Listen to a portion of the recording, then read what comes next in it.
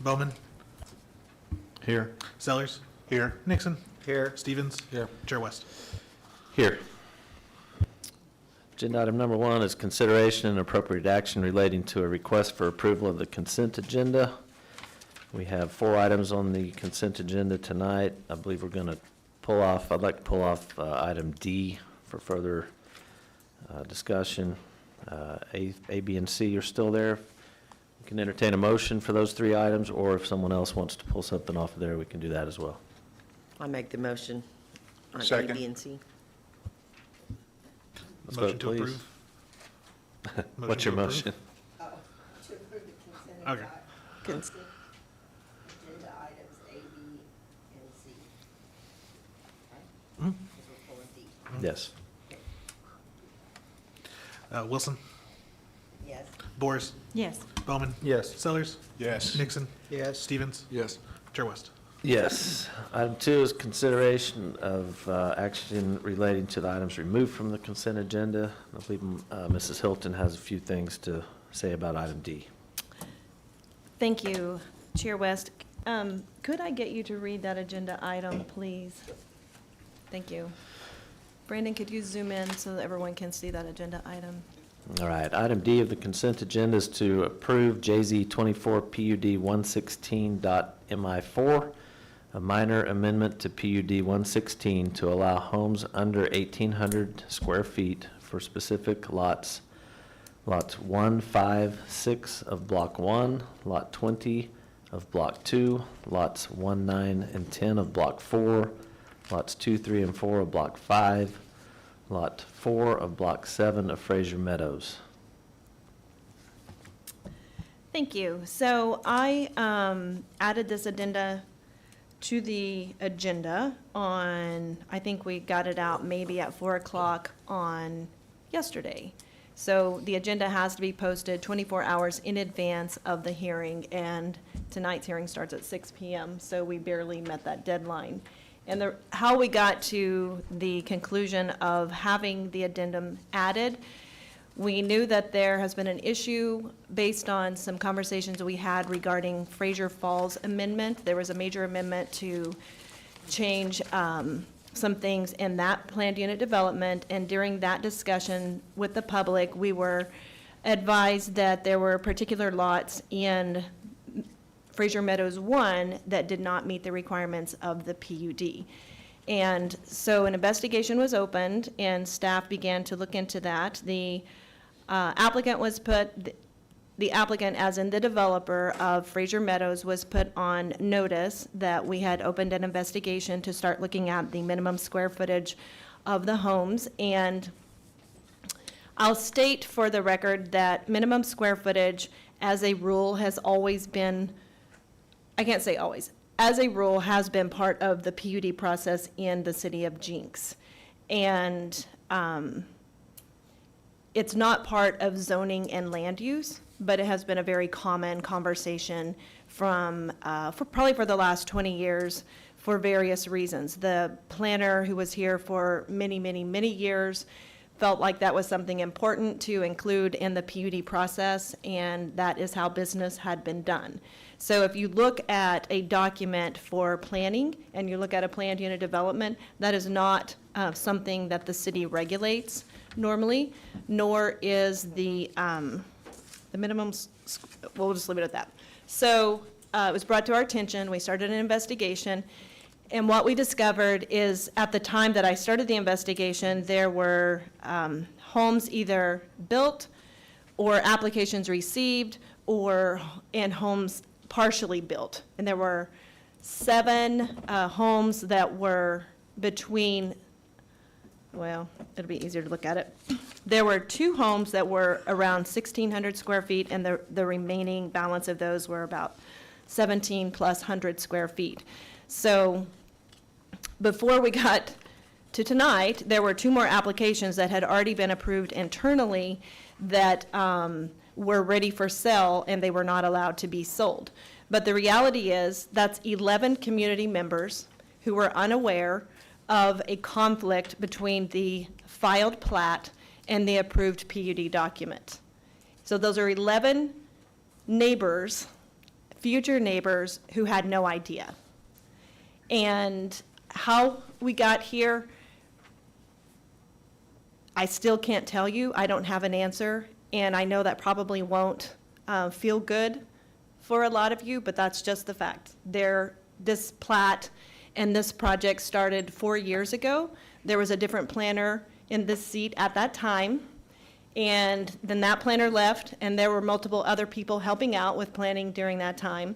And then I came, and there's a discrepancy between two legally binding documents. The plat is a legally binding document. It's enforced by Tulsa County. The PUD is equivalent to what I call the law, and that is for land use within the city. So the two documents have two different numbers. The plat has 1,600 minimum square feet, and the PUD has 1,800 square feet.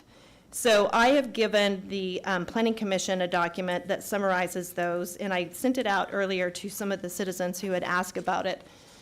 And it'll be made part of the meeting minutes, so you'll have access to it when the meeting minutes are available. So we're talking about, it's more than one builder, so a lot of people are like, oh, this builder, blah, blah, blah. It's more than one builder. And there are actually 11 homes, not 9. So my original report said 9 homes. There are 11 homes with this, this need for relief. So there are criteria in our code that say if this happens, then it's a major amendment. If this happens, then it's a minor amendment. And that discretion is up to the city planner. And under my review and under my counsel, as in legal counsel, and under the opinion and conversation of shared staff, we believe, and I agree, and recommended that this be a minor amendment. I'm not going to get into the weeds on it, but that's my decision. It's a minor amendment. So with that being said, we're talking about, on the two homes that came in at 1645, we're talking about 155 square feet. So what could we do? We could tell them to tear their house down because it doesn't meet the requirement. We could tell them to add 155 square feet, or we could provide relief through a minor amendment. I understand how a neighbor might feel like they want to weigh in on that, but at the end of the day, that person who owns that home will have a potential title issue if they ever try to sell their property. Because if that mortgage company or title company calls me, I'm going to say, they're not conforming. And then they're going to either have to come, like we're doing tonight, and get a minor amendment to the PUD, or they're going to have to go to the Board of Adjustment and claim they have a hardship. And they could probably do that. If you go to the Board of Adjustment, it is a public process. If they lose, if they do not win the request, then it has to go to district court. For the last 2 years, we have not even had a public hearing or a meeting with the Board of Adjustment because 90%, well, 100% for the last 2, probably almost 3 years, 100% of issues like this have come to the Planning Commission as a minor amendment. That's how we've handled. Now, we have not ever done a minimum square footage, but things that would normally in other communities go to the Board of Adjustment have come to you all for a minor amendment. So, because these are things, we have another minor amendment on the agenda that was just approved because they poured the footing over the build line. You can't pour the footing over the build line. 6 inches. That would require, in most communities, for them to prove a hardship and go to the Board of Adjustment, and then if they lose, appeal to district court. I don't want to put that burden on citizens who are victims of an accident, something that happened, something that slipped through the cracks, either because of the city, because of the developer, because of the builder. It doesn't matter. They're the ones that are bearing the burden of the hardship. And so that's why we moved forward with a minor amendment. So I have like 4 pages of notes. I won't go through all of them. Do you all have any questions for me? So when they get the building permit, who checks to make sure the building permit conforms to the development? We have a commercial plans reviewer and we have a residential plans reviewer, and the residential plans reviewer checks that. So again, for most of maybe forever at the city of Jenks, they have always used the plat document. And it meets the plat requirements. The problem is it doesn't meet the PUD requirements. And so several months ago, or maybe last year, I can't remember, you all may remember, that we made the decision as a staff, and you all have supported it, that we're no longer putting PUD language into the plats for this exact reason. Because it happens more often than you would like, that someone builds over the build line or something. So that single lot has a minor amendment to allow them relief to be over that build line, but who knows that? The title company doesn't know that. It's not filed with the county. We didn't go amend the plat for that lot. So in order to give them relief, we have gone through the minor amendment process. So one way that this will potentially not happen as far as anything in the PUD versus the plat being filed and the information isn't the same, we're not putting it in the PUD anymore, in the plat. So the plat will only have the deed of dedication, which says the city of Jenks has the right to the easements and the public utility companies have right to the easement, and then they meet all of those state statutes for their plat. But when it comes to zoning code language, that is filed by separate instrument as an addendum, and that can be amended at any time and updated. So when you go to the land records for a project, they will give you that PUD document in addition to the plat. And our internal staff will now have that PUD, the approved PUD, and the approved amendments instead of using the plat for their details. Okay, so you're saying that they will, as a separate procedure, check the PUD as well as the plat? Yes, they'll be using both documents. Okay. That's already started, it just hadn't started on this. It started on other subdivisions, but not in Fraser Meadows.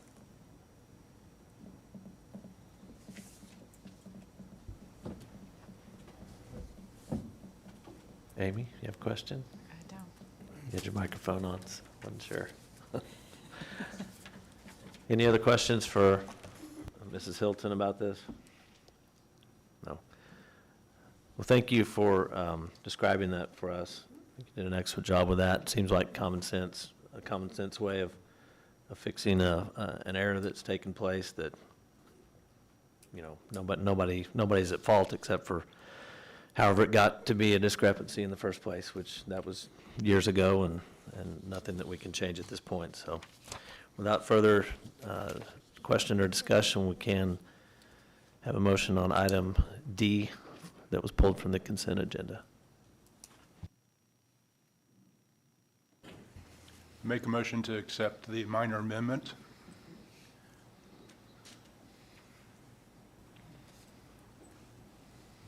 I'll second.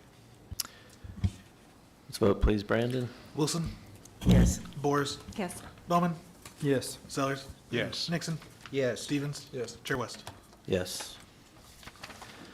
All right, item 3 is JZ 24 SUP 123. It's a request for a specific use permit to allow for an event venue in downtown core zoning. General location is 110 East Main Street. Mrs. Hilton, please. Yes, thank you, Chair West. This is a request for an event space or an assembly use. We don't use the language event space because this could be the same thing as a moose lodge, a church. Scared me. Sorry. It's the same in the code. The code does not differentiate between one or the other. So the applicant has already an approved office use on the ground floor at this address, and that's for a realty company called Remax. And they, in addition to that, they are interested in using the additional space for an event space. And when we met, there were, the biggest concern that I had, they'll tell you, I really put them off. Y'all think I say yes to everything, but I don't. I say no a lot. And my concern was the city has given out, actually paid out close to $1 million to incentivize restaurants to the downtown. And we have 4 successful restaurants. And my concern was competing for parking.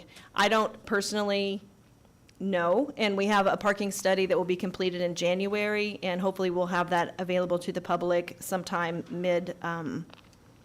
winter, spring.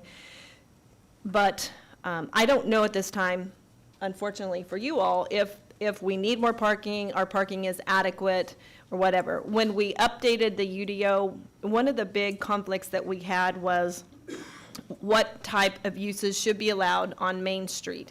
And that varied from, a lot of people had a lot of opinions, and for many days, we hammered it out publicly, we hammered it out privately, and then publicly, and then privately, and then publicly, and then privately until I lost my soul. And one of the things that was talked about during that time is, should first floor be dedicated to retail sales tax producing entities? And that was not approved in the end by council. Council said you can have office uses, and if you want to have an event space, you have to get a special permission. So state statute has very clear criteria for what you can evaluate. And if you look on page 38, the considerations that the Planning Commission and the council need to take into consideration is, in granting a specific use permit, the governing body of the municipality may require conditions related to the use of land, including but not limited to permitted uses, lot sizes, setbacks, height limits, required facilities, buffers, open space areas, lighting, signage, landscaping, parking and loading, compatibility, land use density, bonding, insurance, and such other development standards and operational conditions and safeguards, et cetera. So I did let the applicant know that I was concerned about parking and felt like in order to be successful, they probably needed to have some type of a shared parking agreement with someone else. There are multiple places on Main Street that have larger parking lots, and maybe they could coordinate something with them. So that's pretty much how we got here this evening. There are two representatives as the applicant that are present and could probably answer more questions if you have them. I did some, the building inspections department have measured the space, and basically, if you had non-fixed seating, so just an assembly use, you could have 160 occupants in the front portion.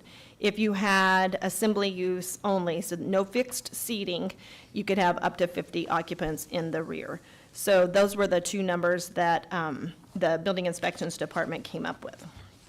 Other than that, I did not have any more comments. I recommended approval with a parking plan.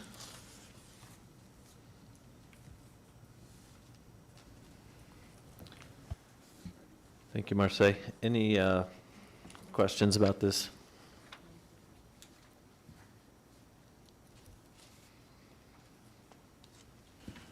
Should we be waiting for the parking plan before we even deal with this? What's the rush? I think maybe just hear from the applicant and see what their thoughts are on that. Okay. So the max capacity in the front of the building said was 160 and the rear is 50? Is that what I heard? 160, just based on the square footage for non-seated assembly, Right. and 50 non-seated assembly in the rear. And the front and the rear of the building could be used simultaneously, so we're looking at a maximum of 210? Okay. It's a lot of folks.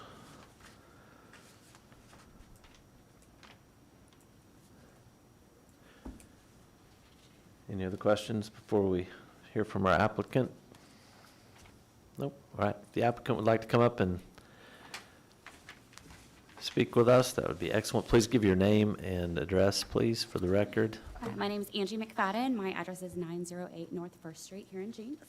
Thank you guys so much for allowing us to come in and talk today. First off, the capacity, we are not looking for really even more than like a 40-person capacity.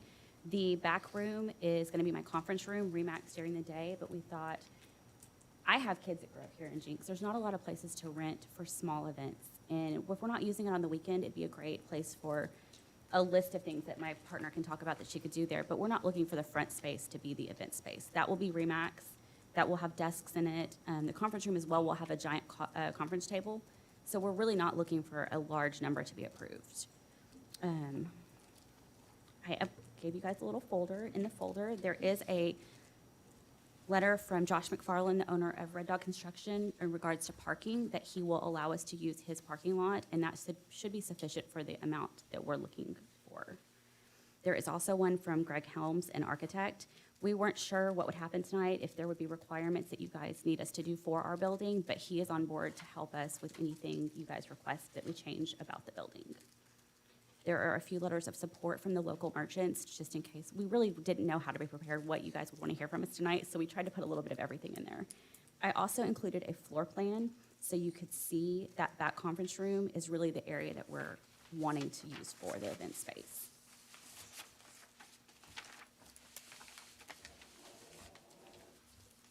And then I'll let my partner come up and speak about what she would like to do as far as in that room as well. Did you guys have any questions for me? Is there a rush on this? There kind of is. I'm opening the Remax as soon as we can get the construction finished, and we're already paying the rent on the building. We're already paying the insurance on the building, so we would like to be up and running as soon as possible. So what kind of events are you planning to put in there? We were thinking like small birthday parties, gender reveal parties. Go ahead. Okay, well, that would be more me. What we were thinking focus, event space and Jenks focus on building community with small interest focused events geared towards the needs of the community. Could we get So- your name and address first, ma'am? Oh, Brandy Wheeler. Thank you, Brandy. My whole address? Sorry, I'm super nervous. 14159 South College Avenue, Bixby. I used to be in Jenks. So what I really wanted, is it's going to be called the Sunny Ray Room, and it's in honor of my grandmother, who we used to antique shop together growing up, and she helped raise me. So whenever she found the building for Remax, I really fell in love with the Antique District, and I thought of ways that, just thinking of ways we could use it for both the new and upcoming businesses, but always keeping in mind the old businesses and not letting it out. So I really want to focus on, we're buying china from, I have, my brooches are from straw, like, we're trying to Support all the local. support a local business, but also like we have wooden toolbox across the street using our things. So some of the things are like we're going to have an art exhibit. The guy who used to own it plans on having an art exhibit. Local vendors, we want to do pop-ups. Small businesses that just need a chance to see if they can succeed. We planned on Allowing them to use the space Yeah. to put their products in there on the to use it weekends. as a storefront, kind of, to just get that. Really what the community needs. That was kind of the goal, is like, what is the need for the community? We have this space that will be empty on the weekends and after 5. What does it need to be used for? Yeah. So. Any other questions? So is this going to be more retail than assembly? I mean, are we selling stuff out of this building? The idea is really assembly, but there's a lot of local merchants on Main Street that are trying to get behind pop-ups, and we want to be able to help in any way, so we want to be a part of that too. If they're organizing a pop-up on Main Street and they want to use our space, we would like to be able to allow them to use that space as well. But we are not looking to personally have a product we're selling all of the time. It's really whatever the community is It's building needing. up other people's ideas. If we want to do a young entrepreneur pop-up, or like some of my daughter's kids, they all do things and they want to learn about business. It's kind of like Whatever the community center. community needs, Yeah. Are the desks in the front, are they fixed? So those are staying there? There's no way to move things around and have a larger, my biggest concern is just the sheer number of 210. If there's a way to limit that, or if there's a way that there isn't. So the wooden toolboxes building them, they're going to be extremely heavy desks. It would be hard to move them. I don't want to say they're going to be permanently fixed, but how heavy are those going to be? They're So, it's not a designed to be situation where, moved. Every 2 or 3 days or every weekend, you're able to just We completely really- rearrange the front. You're only considering the back of Correct. the And we don't location. really expect it to be something that's booked out all of the time. Which I would like us to be able to move them if that's a concern, That's not the space main, for- the main goal of that. And there will be a sitting area up front for my clients to come in during the day. It'll look like a Remax. Do the letters of approval or support from the neighboring businesses, are they aware, what were they told? Are they aware that this could be 210? No, we didn't know that number, Okay. and that was not a number we were ever interested in. Do they, what is their understanding of how many occupants would come and possibly take up parking? Under 50, under 50 for sure. Well, I don't think 50 people could fit in that room. I don't know that 30 people could fit in that room. Wooden Toolbox is also making the conference tables, and how big are the conference tables? Which is 16 going to foot. take up a good portion of that We back have a area. built-in bench around the area of the room. It's just not designed to hold people like that. Is there a way to limit, Marseille, is there a way to limit the, yeah? I believe assume- fire code Fire code will will limit it take care of anyways. that. It's really why it wasn't a concern to us, is we had visited with the fire marshal and then with the architect, and we would have to do a number of major reconstruction to have, I think, over 40 people. Okay, yeah. That was We my have only question. sorry. No, that was- Amy, were you done? We have letters of approval. Did you have any letters where people were questioning or We not have wanting not, it? I assumed they would show up today if there was anyone who was opposing it. There's 2 signs that have been out in front of the building, so we were not prepared for opposition. Did you speak with any of the restaurants on Main Street? One of my friends is a general manager of City Hall, and we talked to them, not just about this, but about catering in, just for other things that we might have. And so we're trying to be involved with everybody on Main Street. Social, City Hall, the lodge, if we do have anything, we would love to use them for food. So, I feel like they have support. They support us. Why didn't they send us a letter? I didn't ask them for a letter. Okay, they're the ones that I'm going to be most concerned about with the parking situation, with them trying to get clients in and out of there. So I figured because we were on the other Business. side of the street, our side of the street was the bigger concern, because we'll be parking in the back, and there'll be a back entrance. They wouldn't be coming through the front door, they'd be coming through the back door. Also, we don't know what the Hive is going on with the Hive, but Right. as of right now, there is quite a bit of parking with the Hive as well.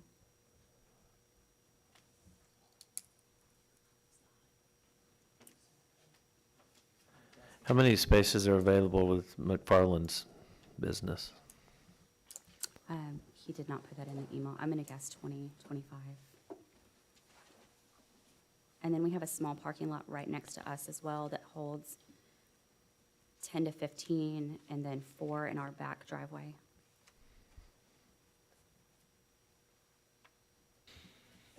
Okay, I'd like to thank you for being well prepared, and yes. seems like you've did your research on this, and being part of the Jenks Chamber Board for several years, this is a need that the city has, that she's supplying, of people needing space to maybe have a meeting or something. We hear this all the time, especially in today's times when people are staying at home. It would probably be nice to be able to have a meeting place, and she's providing that. So thank you for being well prepared. Thank you so much.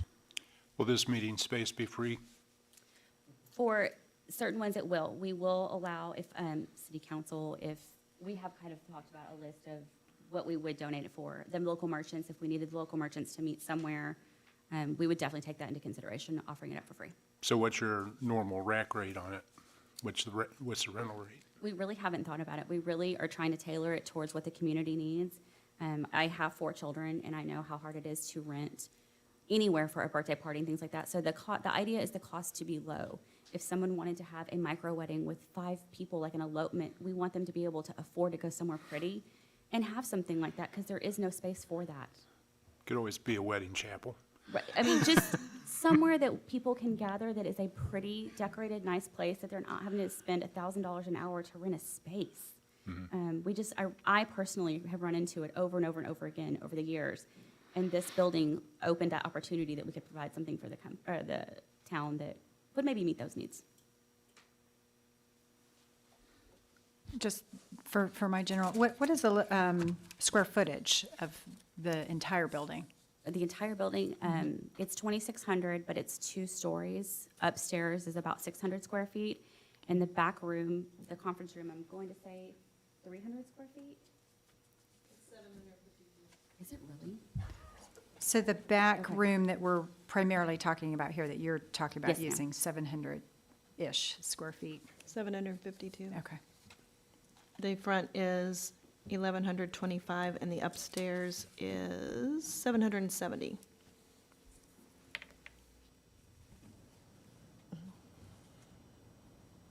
That is kind of how we got here, is it's a lot more space than I needed for Remax.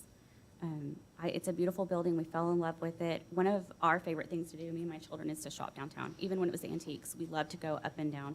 And so to have a building down there was a huge dream for me. But it is more space than we need. So if it is something we could offer up to help others, we thought it's a win-win. Are you gonna sublease this? Is that the way that's gonna work? No? No, mm-mm. No, it would just be. Your building owner's gonna, how's that gonna work? You're gonna keep the whole space? Yes, the whole space. We have a lease for 5 years for the Remax. Okay.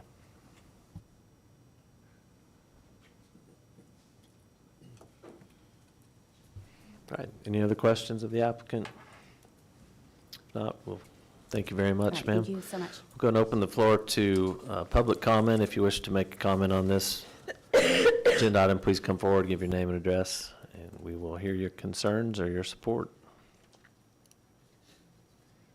Does anyone wish to speak on item number 3?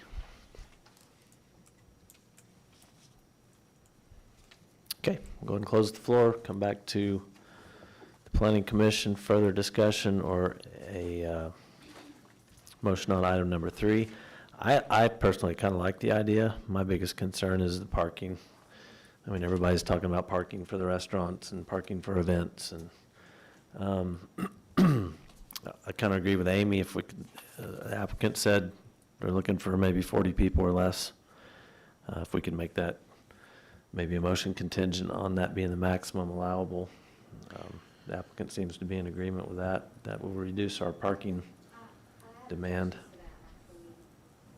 I thought that it was gonna be able to, I thought it was gonna be the Sunny Ray Room and the Remax. That's why I'm here. So, yeah. I didn't know you don't. So what do I do if I need to say this is not what I? Okay, we'll go ahead and let you speak. Go ahead and come back up. Sorry. So the thing is that I started an investment, so I invested in Remax, but the rent was too high. So I came up with the idea of Sunny Ray Room, which is why we're here. The Remax, I think, was already approved for office space. And so what I was trying to do was to make up for the rent that was so high by putting in another business. But I would need it to be like the front open, where you can move desks, and you need to use it for like, I mean, not huge. I mean, 75 is what I was thinking, but I just Okay. don't want this to stop because I'm the one who's paying for all this. Okay, so you would object Yeah. to a limitation of that much? Okay. Yes, if that's, okay. Okay, thank you for Yeah, that thanks. input. Sorry for the misunderstanding. Yeah, because my question is, we mentioned fire code. When will we know, or how will we know what the fire chief will say as far as capacity? They have in their letter from Greg Oh, I didn't see it. that he would assist in preparing a life safety code and international building code review. So that has not been done, but it would have to be done. Because I would hate for us to approve X, and then that life safety. Well, they would have to meet that criteria, just like the chamber's having to do down at the new farm, putting in the the True. sprinklers and Right. different things. Okay. Do you want to add something to that, Ms. So Silver? what's the acceptable parking density on this? On this one, I believe the UDO says, let me read it real quick. I think the fire marshal has not weighed in because I think there has been some confusion from day one as to the actual use and the amount of space dedicated to each use. Well, and you would usually just be going to the highest level. If you're Right. going to do it for a pop-up or something, you should be expecting higher numbers than just a, birthday party. So if you went straight code, And again, this is the minimum that would be required. Let me see. I think it's 40.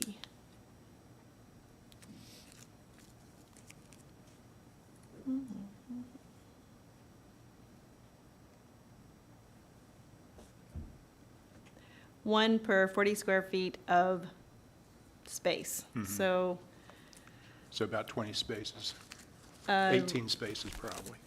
11 plus 7 plus 7 divided by 40. Well, if it's 752 divided by 40. 770 plus 1125 plus 770 divided by 2. Okay. So the whole 752. space. Yeah, the whole, that's how it So would be 752 calculated. divided by 20 is, Well, let me say that they would take Or out the 4. actual storage and, okay.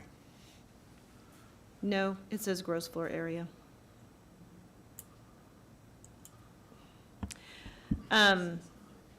But it is within your purview to make a recommendation of the maximum number that you want. And the Hive does have parking, but we have incentivized a restaurant on that corner of First and Main that should be coming in within the next 6 months. And they also have an expectation of using that lot in the evenings. And we also, I think, the parking lot mentioned further to the east is a private parking lot. So I'm sure they could coordinate something maybe for that. Other people have not been able to do so. I park there without permission. I might get towed someday, but you could probably park there without permission. We're willing to check, we didn't count all avenues, so. Yeah. So, Marseille? yes, sir. There is no parking requirement though for retail in downtown core, right? But it's not retail. True, but it's thought about.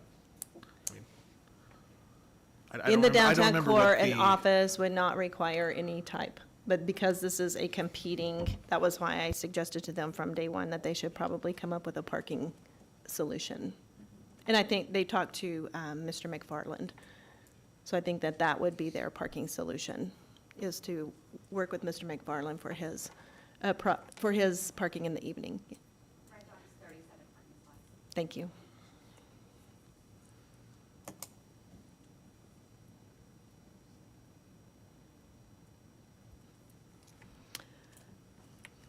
What is the actual language? RTC.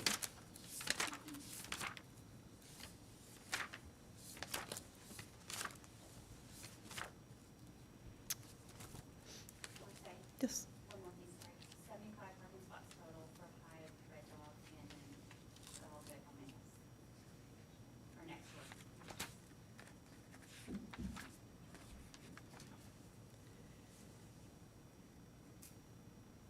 Let's see. I think we just have to be careful because all the restaurants are competing for those same spots too. And so I agree with that. we don't want to run them out of that area. The last thing we want is to spend $1 million on incentives to get these restaurants here, Yeah, have them up and going and popular, and then on a Friday night, Saturday night, have people driving up and down Main Street with nowhere to park. They're not familiar They're with. creating sales they're- taxes. And they're, exactly, and then they're creating sales tax dollars with their purchases. They're not familiar with the off-street parking back behind the buildings as we are being local. I like the idea. I went to a little venue, that's why I missed our last meeting in Bartlesville, very similar to this in downtown Bartlesville. It was super cool. So I like the idea of having a smaller area for a smaller meeting. We had 18 people there. It was great. However, I would be leery of leaving that open as far as the total amount of people, the maximum occupancy, I guess, because of the parking situation. Just back to that parking, just for clarification, the code says non-residential uses in the downtown core are exempt. So it's not just commercial retail, it's all non-residential. Right, office, Yeah. all of it. Yeah. But this is a specific use. It's not a Yes. use by right. Yes, but those other aspects, like the pop-up Yeah, shop they were I talking looked it up about, too.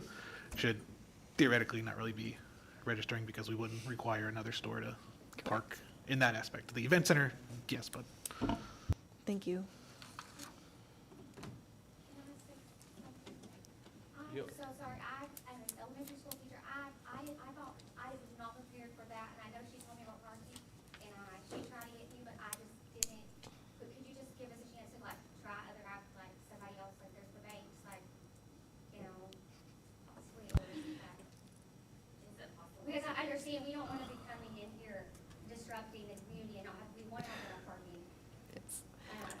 I think you may have been asked, or one of you may have been asked to do that multiple times before tonight. Yeah.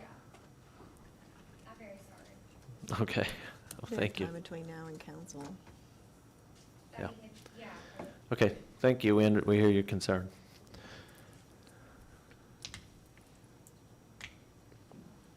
All right, how do we want to act on this? So between the Hive and Red Dog, there's 77 parking spots, which I get that we've given, or said the restaurant can park by the Hive too, but Anybody can, it's public parking. I know, I mean, there's 77 spots there.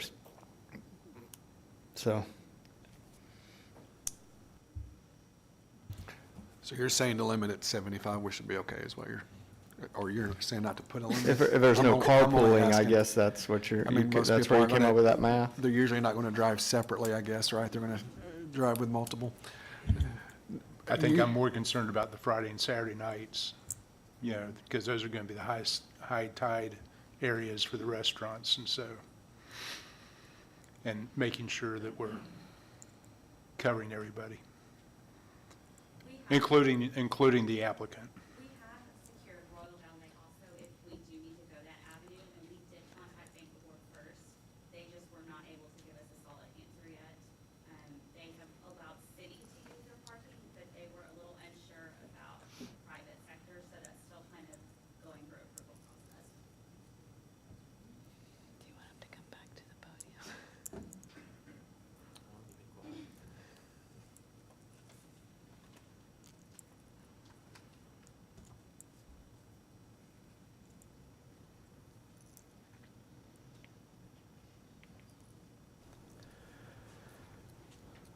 All right, so is there a motion to approve, deny, or sounds like tabling might be an option till they can get some more answers for us?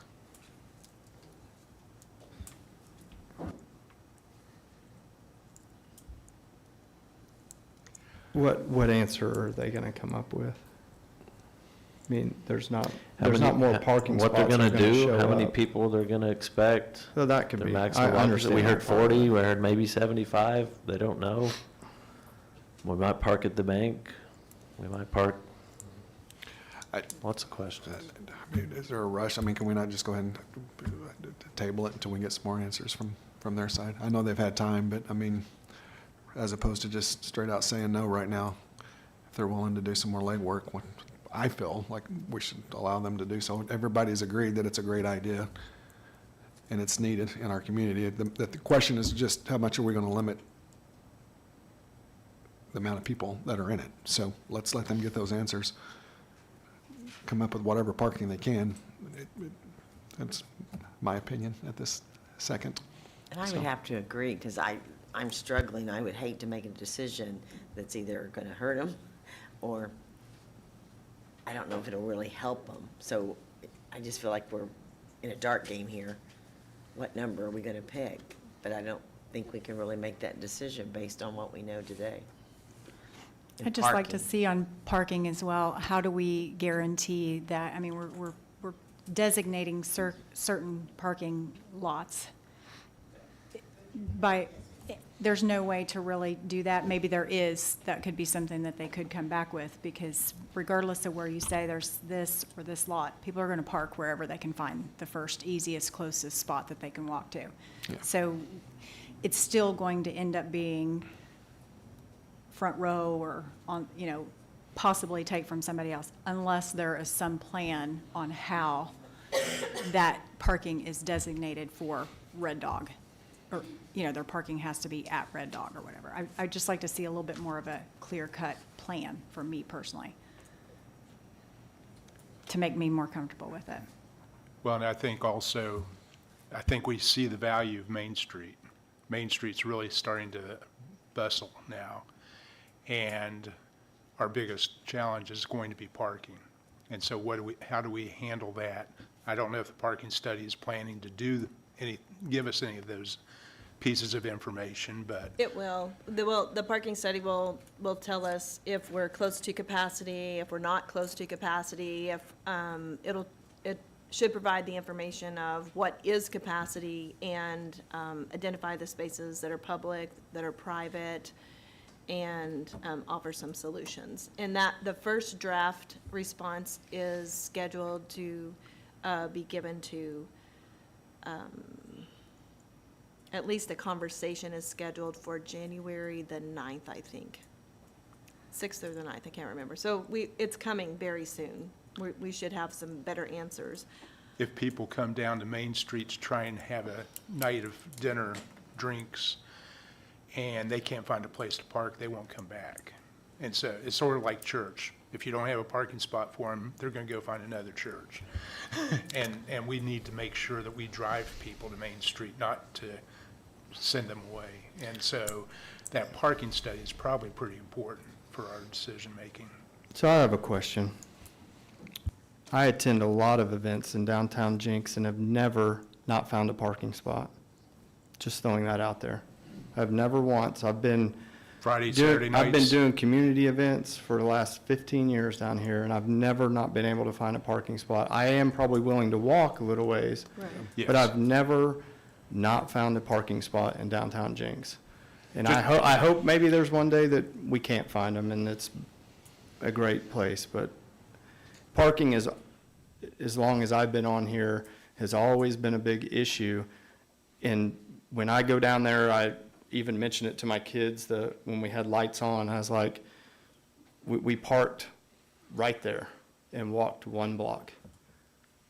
I've driven down Main Street the last 3 times in the past week, and it's been full. I mean, But do you people are drive- parking do you right drive- there at the You drive places. behind where the parking is. And that's, yeah, I'm not driving behind, and that's the problem, is that I'm just seeing what's on the front step.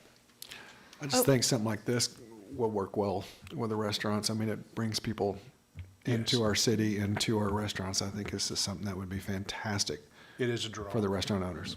So, and they can work, you know. Ma'am, you've had your turn. Thank you.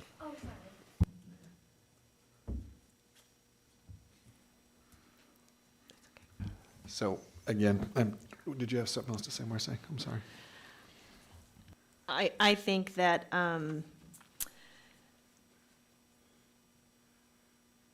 you all know, I don't like kicking the can. I'm just like, make a decision and move on. But I appreciate the consideration and the need to get more information. I think that, this is me talking, and you can do whichever direction you want to go. I think that as the applicant, they probably need to have a little better communication amongst themselves and a little prepared differently. They're extremely prepared, but maybe prepared differently. And I'm also not opposed to approving things with conditions and allowing them to move on to city council for their final presentation. City council did recently kick something back to you all so that you could hear the exact presentation. And if you feel like you need to hear that presentation, then by all means, you can ask them to bring it back. The good news is the next council meeting, or next planning commission meeting, is early in January because we changed our schedule. Oh, that's right. So it's not a full month. So it would be like January 9th. So that's about 2 weeks away. That would give them a little bit of time, but it might be tricky because if the information you are wanting is additional parking conversations with the holidays, it might be a little bit tricky for them to get something nailed down. That first conversation's that same day. on But the they parking. would, but they would definitely at least be, the next council meeting it would go to would be January the 7th. If you moved it forward, it would be on the council on January 7th. If you asked them to come back, they would come back on the 9th, and then council would not hear it for 2 weeks. So middle of January. I think we're all in agreement that it's a great idea. I think I'm going to make a motion when I get done talking to approve it, and you guys can obviously make your decision, but there is a next step. It is a city council. If they disagree, then ultimately it'll come back to us. So at this time, I make a motion to approve JZ 24 SUP 123. Friendly amendment to, with the conditions stipulated in the staff recommendation, which is the parking study. The actual recommendation was with conditions. I didn't state the Yeah. condition. The parking deals through all of downtown, right? That would be for use by right, and this is not a use by right. So you have the authority to require more than what would be allowed by right. If this was a use by right, if it was just a Remax office, we wouldn't be having a conversation. And they wouldn't need any parking. If they had 20 employees, they still wouldn't need any parking, because that's what the code says. But it's not a use by right, it's an event venue that could, it may not ever be a problem for parking. But it could be. Am I allowed to ask, the 210 is the number we were looking at. Are you approving, or are you wanting to make the motion with that full 210 allotted? I'm sorry. I'm just trying to clarify before I. So I thought that, I mean, the fire chief still has to determine that, right? Marshall, sorry, Brandon. He has to determine that, and they're pretty good at what they do. So I'll leave it like I said it. Can you restate it? Yes, ma'am. Thank you. I make a motion to approve JZ 24 SUP 123 as presented. I want to second that. Any debate before the vote? Gina? So there's no conditions on there. You're just saying your motion is whatever's written there with no conditions. Right? Yes, Just wanna ma'am. be clear. Yes, With no ma'am. conditions, right?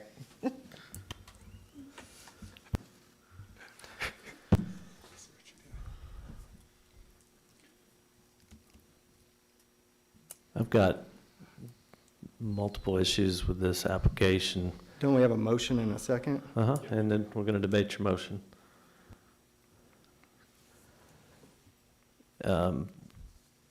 Priority one being the parking. There's parking available, yes. They're talking about the hive behind, they're talking about 4 or 5 spaces behind, they're talking about McFarland's parking, which is only available to them because it's private parking. They have an event at 4:30, 5 o'clock on Friday afternoon, and the little memo says there's parking behind, and they pull up on Main Street and they go, oh, hell, there's parking right here in front. So, or however many, somewhere between 40 and 210 people park on Main Street. That's an issue for me. They don't know, they don't know how many people are coming. They don't know what events they're going to be holding. They don't have necessarily the safety concerns from inside the building as far as ingress, egress. I think Mr. Helms is going to offer to help them with that. Maybe that's something we should look at before we decide what we're doing.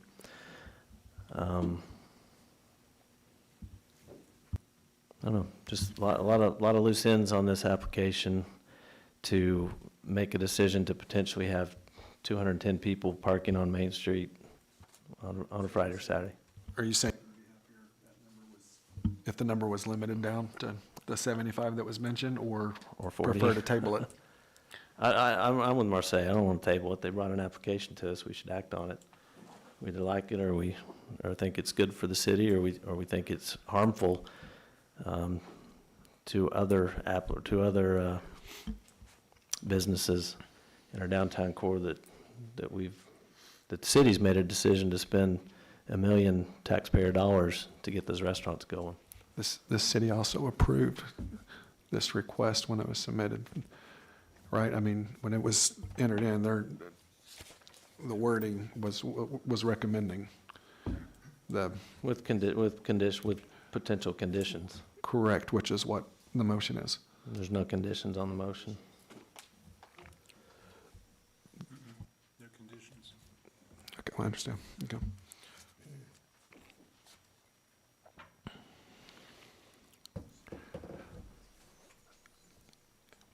So, Any other debate on the motion that's on the floor? Greg? I think if we added the conditions of a parking plan for this event, and then also the report from the fire marshal, so we knew what the max capacity was going to be in that space. I think we could move to approve this with those conditions being met and let the applicant come back, present it to council when they appear there, and then they'll have more information to make a final decision. Thank you, Greg. Anybody else on the motion that's currently before us? I think that just bringing up those issues of condition would warrant us to table this and wait for those pieces of information to come in, but I understand we've got a motion to deal with, so. Okay.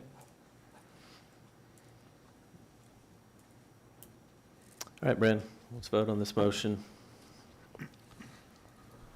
And just for clarity, we're voting on Craig Bowman's original motion. Correct. Wilson? I'm a no without conditions. Boris? I do not have enough information to show 200 parking spaces, therefore I'm not comfortable, and my answer is no. Bowman? Yes. Sellers? No. Nixon? No? Stevens? yes. Chair West? No.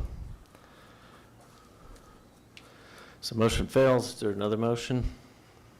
I move that we table this to our next meeting so that the applicant and city can provide us with better information.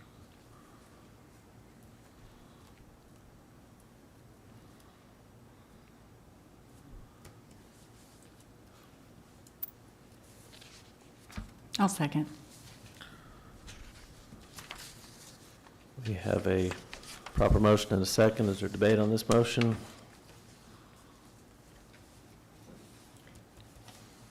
So you're saying to table it and not try to move this forward, but I with don't the want to kill it. conditions? I don't want to kill it, but because I do like the idea, I want to see what we have as far as other pieces of information. I think the applicant can do some homework too, and maybe even come up with a business plan on what they're really planning on doing with the space and give us a little bit more specifics. And this keeps it from going on to the city council? It correct? does. If it's tabled? That is correct. So did the no motion though, too. Well, yeah, that one I understand, but I just want to make sure the timeline here. So if we table it, then we have to wait till our next meeting for it to come back. Is that correct? Yes, ma'am. As the motion is stated, it is my understanding that it would be tabled to the next planning commission, which would be January the 9th, and then it would go to council following whatever recommendation that you make on the 9th of January. So it would go later. We could do a Let me look at my special, calendar. special meeting on Wednesday, couldn't we? I'm going to assume that was a joke. Yes, it is. Sorry, it might not have felt funny to y'all, but. The first planning commission in January is January 7th. If you table it, It's not the 7th. huh? Planning Commission is not the 7th. No, sorry, city council, the next city council meeting is January 7th. The planning commission would be January 9th. So if you table it, it would come back on January the 9th, Thursday at 6 PM. And then a correction to the one statement, it does move forward regardless of your motion. Okay. So I'm it sorry. would, if you denied it, it would move forward without any without any conditions and without a recommendation of approval. Which is what we just did, correct? We basically denied it by not approving it? The first motion was, No, okay. No, for it to die, it needs to be a motion to deny. Okay, got you. So the council hearing, if it's tabled, would be the 21st.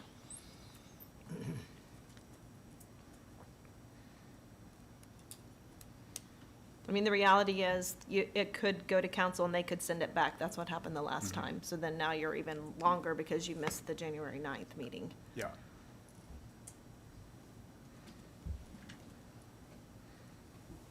Okay, Brandon, we have a motion and a second. Motion is to table to the next planning commission meeting. Wilson? Kid. I did. Yes. Boers? Yes. Bowman? No. Sellers? Yes. Nixon? No.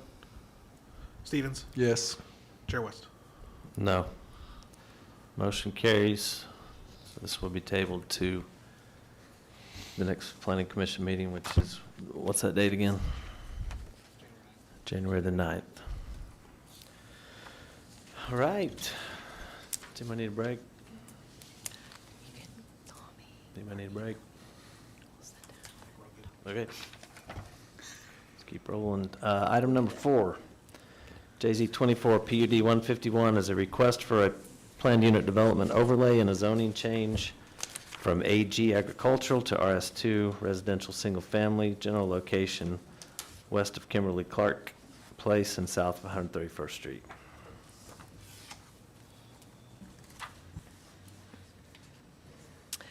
Thank you, Chair West. This is an application that is, this is a new application, but you have seen a project on this same property. And in fact, I think since I've been here, I've probably seen 3 at least different renderings, maybe 4 on this property. This is owned by the Rowe family, and they are interested in selling it. And it is for a detached, single-family residential and passive and active recreation. The current zoning is ag. It has been in the family and farmed for decades. The current comprehensive plan is medium-intensity, single-family. And we just had a conversation at council about that, so we will get back to that in a minute. Staff has received a few phone calls from neighbors to the property, and we also received an email from the HOA at Providence Hills, which is across Harvard there. This council district is Donna Auger, and some of the PUD details, there are approximately 17 acres of open space that will include parks, recreation. Something that's significantly different from this application is a splash pad will be a part of this, and also a sport court in addition to trails. They are currently proposing 260 lots. If you look on page 43, down at the bottom, on this agenda this evening, following this conversation, I am recommending that the RS2 zoning be amended from 55 to 60, but this application was made under the 55 and processed as 55, and that is what our code says currently. So it is in compliance with exactly what our code reads today. The front yard setbacks are there. The height requirement, impervious surface coverage. I recently had a conversation with someone who's been doing development for years and years and years, and their comment was, if you could just leave those, I think this is funny, those building setbacks alone, it'd be a lot easier to build these houses. And I just laughed. I said, that's literally the one thing that zoning is tells you where your structure can be on your property, and that's kind of a big deal. So I thought that was really funny. You would think after years and years that people would get it, but sometimes you just don't. So in the PUD process, on page 45, they went through and answered some of the questions, most of them. One of the things that I want to point out is when we updated the UDO, we have a couple of things that were dramatically different than anything that we had done in the past. We currently have anti-monotony standards. So every fifth house has to be different, and you can't have a cookie cutter neighborhood. I think in the 80s, probably 90s, you could drive through a neighborhood and everybody had the same roof, the same brick, the same trim, the same everything. And maybe they moved a window over 2 feet, but we do have standards against that are already in the code and should be regulated by the city. Let's see. On page 49, I had a list of things that I noted, and this may not be a complete list, but these are the things that I saw. One of them is an entry sign. We saw a significant deviation from Southern Reserve. They asked for a very large sign, and they ended up showing us a sample of what they wanted to do, and it was basically kind of a quasi wall that had the name of the subdivision on it, and we didn't have any problem with approving it. So I'm going to seriously look at the sign requirements in the UDO, because we want a code that's workable and you're not constantly having to ask for an exception from it. So maybe we can think about that moving forward. The code would have only required 5 feet, and they're asking for 8, and then the monument height, 15. Oh, sorry, the mounted height would be total of 15, and then the maximum sign area, 120 feet. We allow for 15. That's a pretty big difference, but I do think that was very similar to what Southern Reserve asked for. They had a very large area. Internal sidewalks, they asked for 4 feet versus 5. And our code says that you have to have a street tree every 40 linear feet, and they are saying that they will put a tree on every lot. The PUD shows conformance to high-quality requests, that there are high-quality building materials in 16-9-8.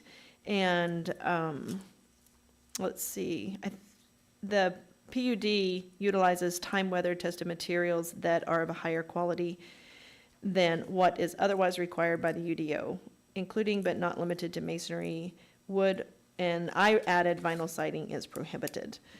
Subdivision regulations, and I just asked them to be familiar. As you all know, we have not had a subdivision come in yet that has completed a traffic impact study. We talked to one applicant previously. They had submitted their information to a traffic engineer, but we never have followed through. We have an idea of the types of things that we want to see in that study now, which we didn't really have that before, and that is required. And then there are multiple other things within the UDO.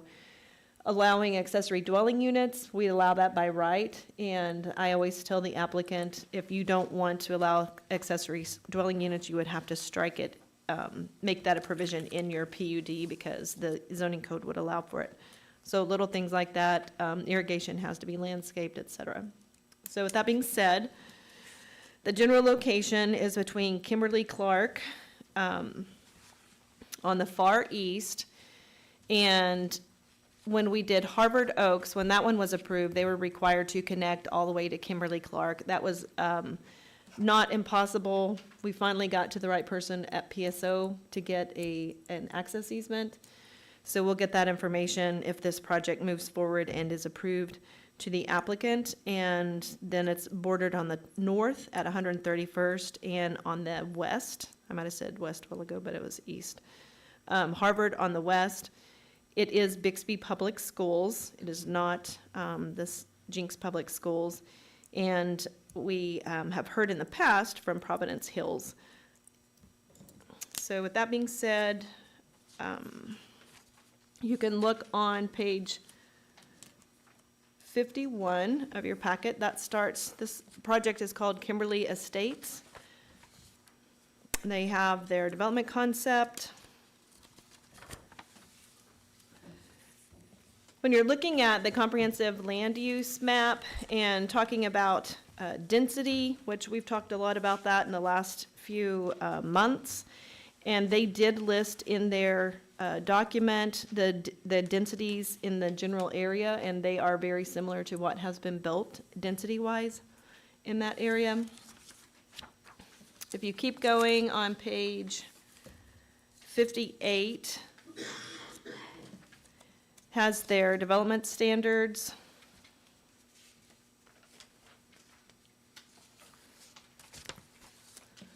On page 59, we have the general provisions and development standards, and they talk about lot width, which was a very hot topic at city council this past Tuesday night.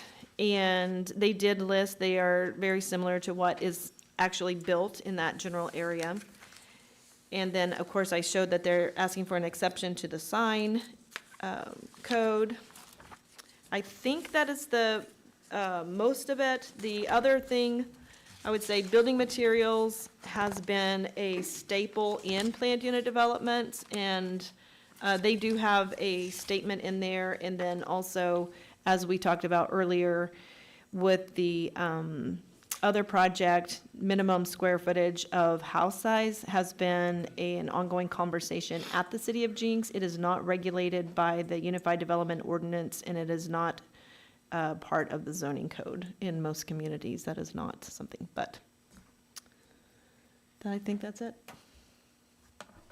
Thank you, ma'am. Any questions for Marseille? So Marseille, what went before the city council, a month or so ago, that was denied, right? There was another plan for that. What's different in what's coming to us now versus that?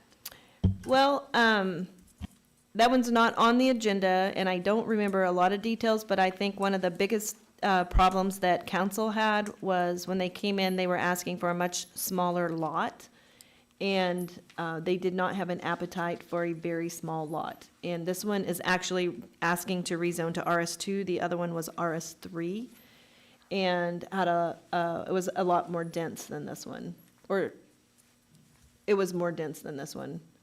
So they were asking for much smaller lots, which created a higher density. And that was the primary reason. At least what I remember.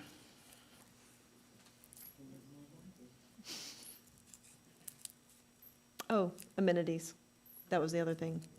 I just remembered that. The other one had no water feature, and it's arguable whether or not that's beneficial or not, but it was very important to Providence Hills that the project had some type of water feature that was comparable so that people weren't jumping the fence into Providence Hills and using their pool. I think that's a quote.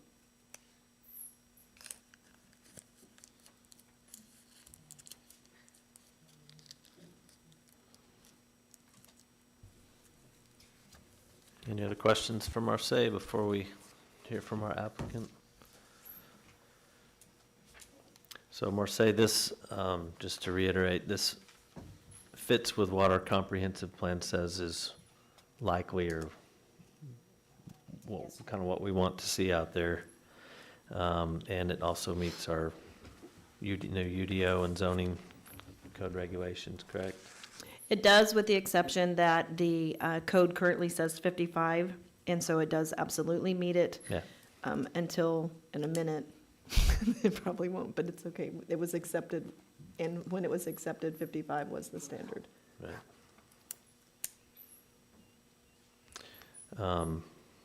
We can ask the applicant this. Is the applicant present, wish to speak? Yes, go ahead and come up, please.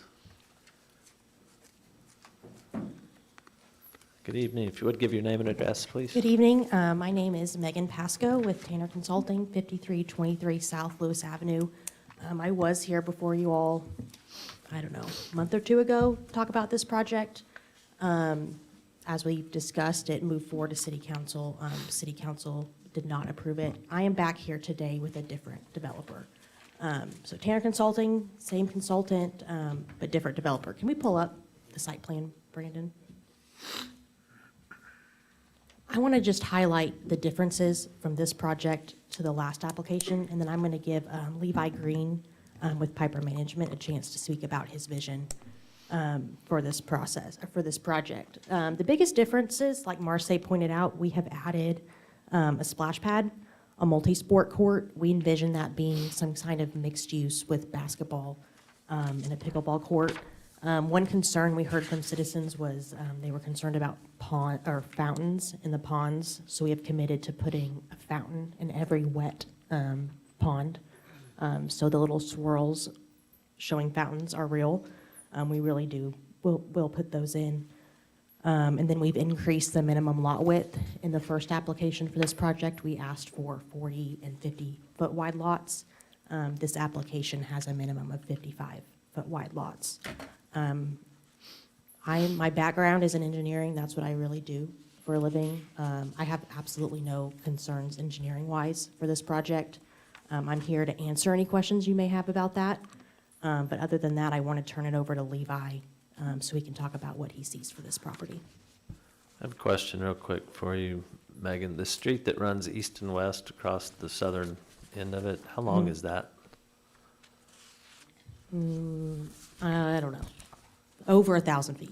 Oh, it's well over 1,000 feet. If those are 55-foot lots, it's well over 1,000 feet. One thing that we've found, Tanner Consulting has worked on this property numerous times, and we've had several different site plans. Our first iteration of this site plan that was in the previous application did not meet your code for your nodes and links ratio. So that ratio in your UDO, it's tough to work with. So nodes and links, that's kind of what Marseille has added on here. I didn't intend to leave it on there. I was like, oh. It's helpful, now it's helpful for this conversation. Now you know. So it's a ratio, essentially, we have to have a certain number of intersections for every street pattern. And we'd avoid four-way intersections, and we avoid streets without kind of an introduction and traffic calming, but with the way your UDO is written, this is the kind of site plan that you're going to end up with for residential subdivisions, unless we ask for a modification from that node and link ratio. Which I don't know if you've had that. Marseille, has anybody asked for a waiver? I think maybe one Okay, did. keep that in Maybe. mind. We do have traffic calming measures as far as bump outs at the intersections and different things. We would not want or advocate for speed bumps, but there are definitely other options I in think the that's a code. good point. I think the UDO had the bump outs at the four-way intersection would Yeah. this would be a great case for that. 'Cause it's over 1,600. I kind of estimated, I thought it was about 1,800 feet. Yeah. 'Cause, I mean, that's a half Yeah, we have to have that's some a half roundabouts. section across there. So the UDO, there are provisions in the UDO for traffic calming that we can look at. Okay, thank you.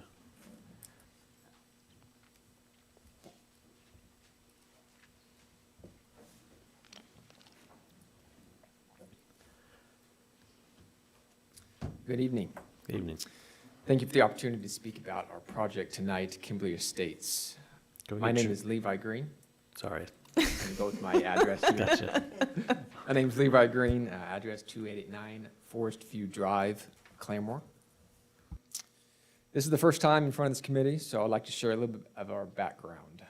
My company, Piper Management, serves as a brokerage to our development arm, GC Enterprises. I'm a third-generation developer, and this work is truly in my blood. I grew up in construction, learning to grade yards, backfill curbs, and understand the balance of what we do today. Development isn't just my profession. It's my passion and something I intend to do for the rest of my life.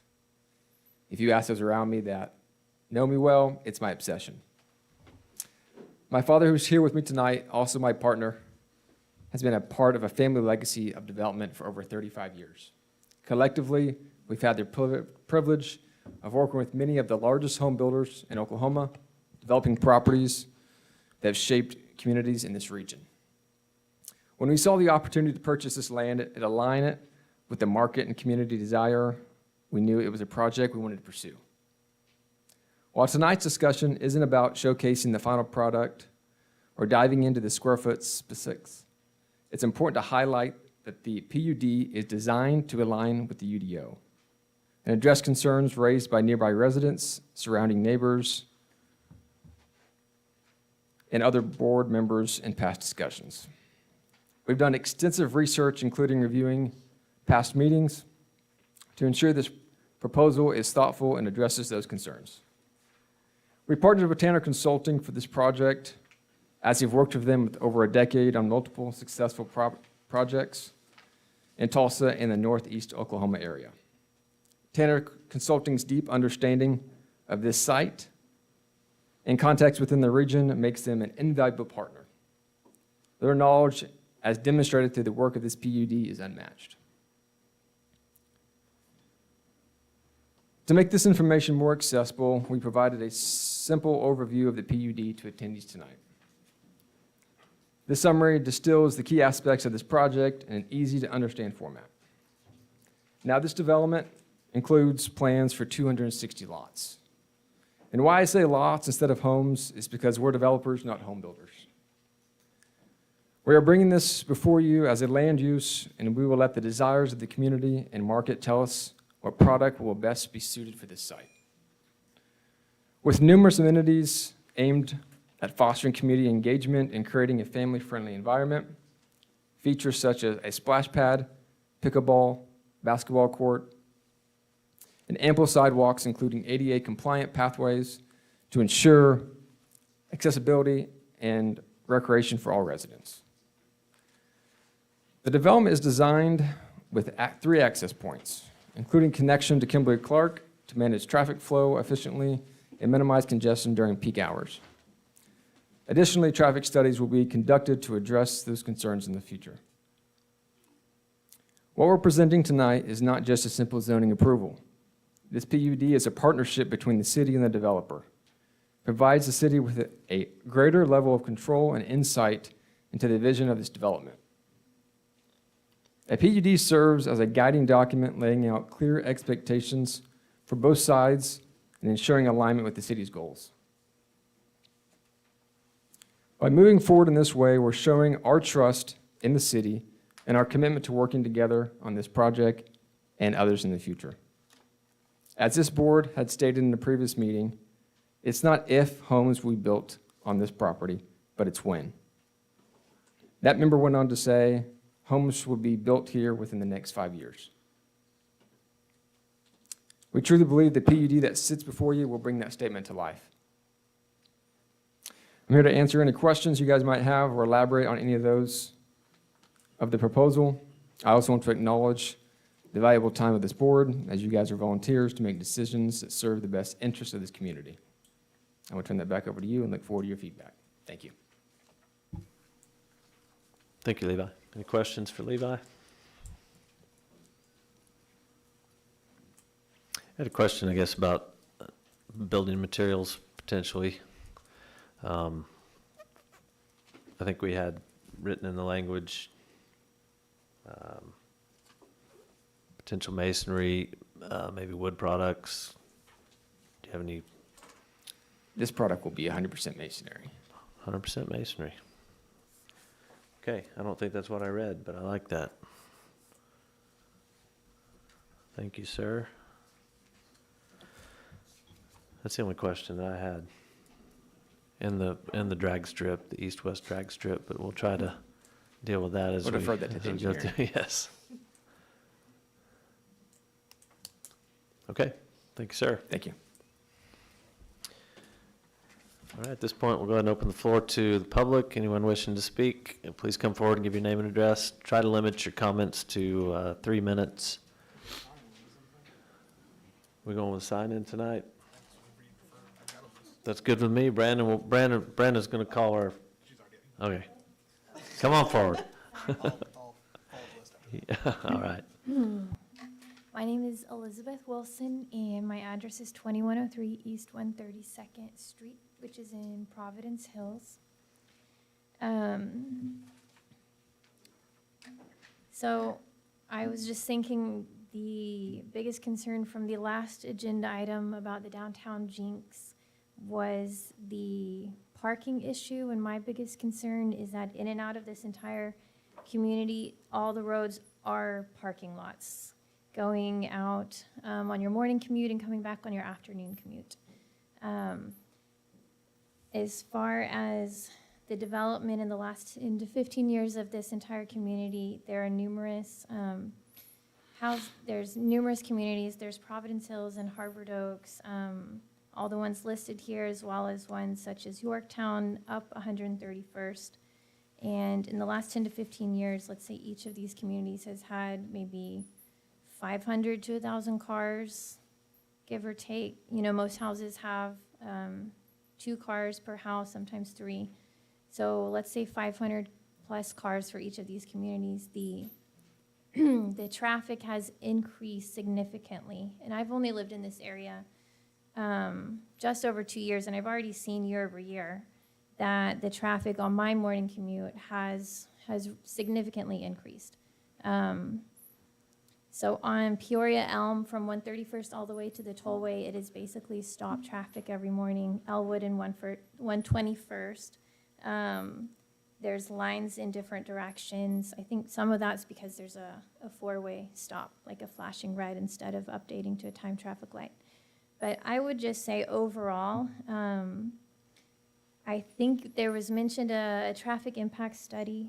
I think that would be beneficial. I just find that right now, it's unacceptable to approve a new development until we can resolve the current transportation problems before we add another 500 more cars to this area. We're just kind of, where it's positioned, we're just kind of blocked in all directions trying to get in and out. And that's all I have to say. Thank you. Thank you, Elizabeth.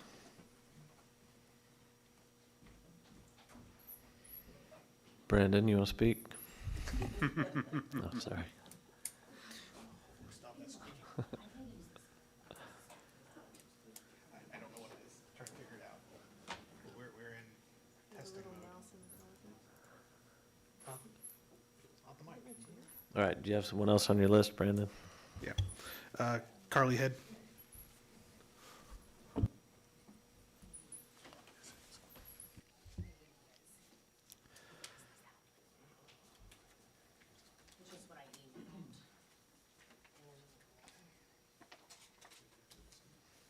Thank you.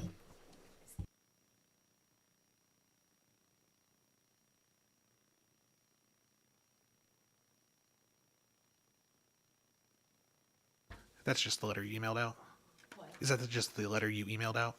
No, there's the speaking, like what I'm missing. Oh, okay, that's fine. At the very end, but yes, the first Okay. part is what I emailed out. Just for the minutes, that's all. Yeah, no, Okay.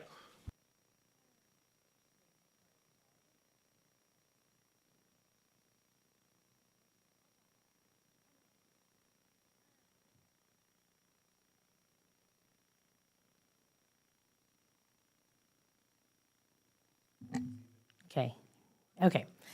My name is Carly Head, address 2029 East 134th Street South, Providence Hills, Bixby. So I just want to read a statement. It says, "Thank you for allowing me to speak on behalf of Providence Hills community regarding the proposed development, Kimberly Estates. My name is Carly Head, and I'm here to share our community's concerns regarding the proposed neighborhood development across the street from us. We want to start by expressing our appreciation for the effort put into the plan and the inclusion of much-needed amenities such as multi-use courts and a splash pad. These are valuable additions that we are excited to see that benefit future residents. To begin, let me emphasize that we understand and appreciate the importance of growth and development in our city. Jenks is a wonderful place to live, and it is no surprise that more families want to call it home. We are particularly glad to hear that this new development plans to include amenities that are much-needed things to build a sense of community. However, while we appreciate these amenities, we have significant concerns about their proposed location. As outlined in the current plan, all amenities are situated on the northeast corner of the property. While this may seem convenient from a design perspective, it raises several safety concerns for the potential residents that may try to access Providence Hills and their amenities because of proximal distance to Providence Hills pools and playgrounds. Safety should be a top priority in any community design. Concentrating all amenities in a single corner of the property creates unnecessary risk and undermines the accessibility to these amenities that they are meant to provide. Instead, we urge an a reconsideration of the layout to ensure that amenities are more evenly distributed throughout the property or positioned in a way that minimizes the need for unsafe crossing across Harvard. We understand that developing a balanced and functional plan is a complex task, but we believe that there are viable alternatives that can be address this issue while still maintaining the integrity of the project. Ideally, it would be relocating some amenities to other parts of the property for a safer design for all residents. Harvard is a busy street, and concentrating all amenities in one area not only creates a logistical imbalance for street congestion in Kimberly Estates, but it also poses a safety risk, particularly for residents that will try to access. We foresee potential dangers for pedestrians trying to navigate this crossing, and we strongly believe that safety must be a top priority in this development. To address this concern, we urge the consideration of alternative solutions. Ideally, amenities could be more evenly distributed across the property, reducing a need for residents to cross Harvard to access Providence Hills amenities. In addition, I just had these, I don't know how much time I have left. 20 seconds. So I just included infrastructure, the police, fire. We talked about this last planning commission meeting. Overcrowding in schools. I work at Bixby Public Schools. We are overcrowded. We've built west, expanded. It needs to be expanded again. Just keep it in line with other neighborhoods and livable square footage. That's what we're concerned about. I don't want these, even though there's only 260 homes, the last proposed neighborhood was 380 homes. I just don't want these to be tiny homes. I want them to be in a line with Harvard Oaks, Providence Hills, which are 18 to 3,000 square feet. I don't want them to be 1,500 square foot homes, 1,600 square foot homes. That's all. That's all. I just want this statement. Yep. Thank you, Carly. Charles, I apologize, I can't see your last name.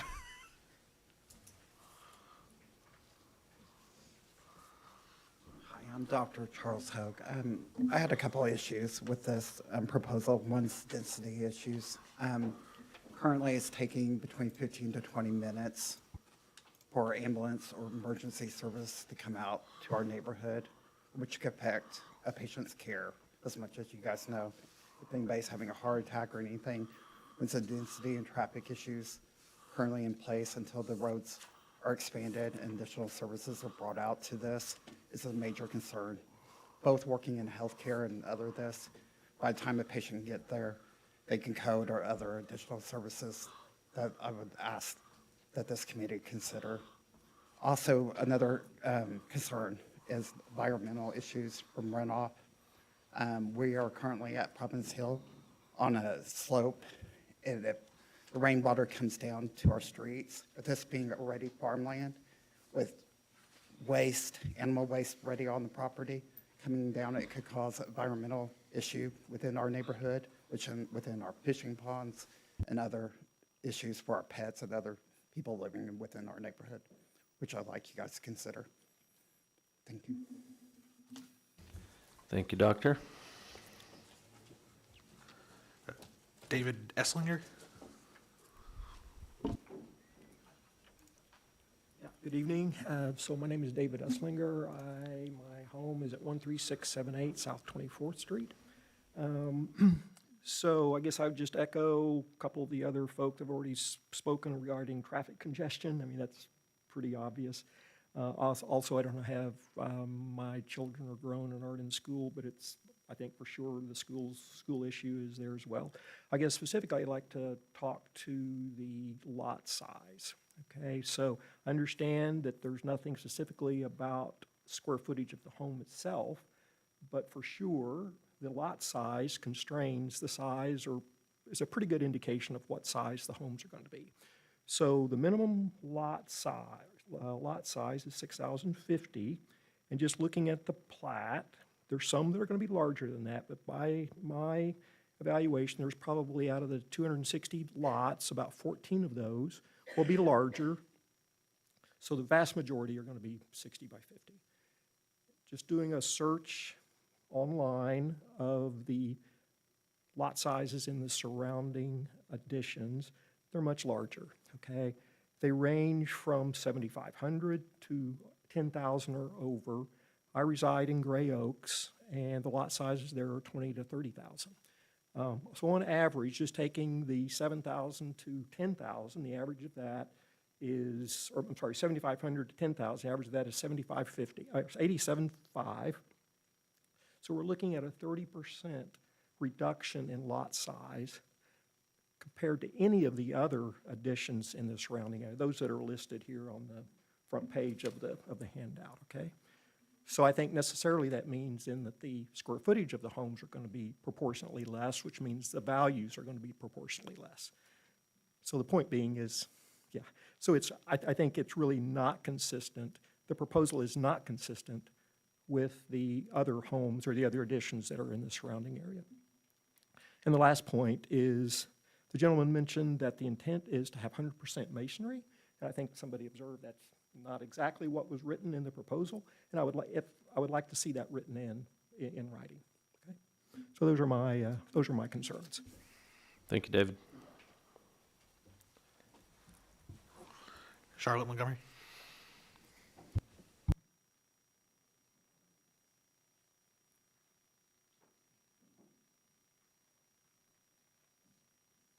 Charlotte Montgomery, 10612 South Fir Avenue.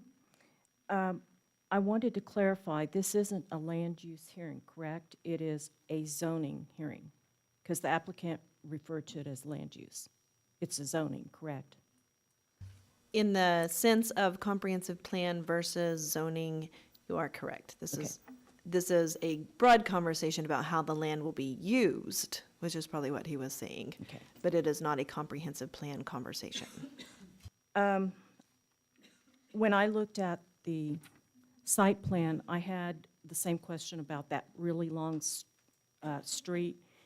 And so I just did a quick Google. You guys can't do it with your phones up here, but if you go from Harvard all the way over to Kimberly-Clark, Google will tell you it's 1 mile, but there's a huge right-of-way on that west side, so it's something less than a mile.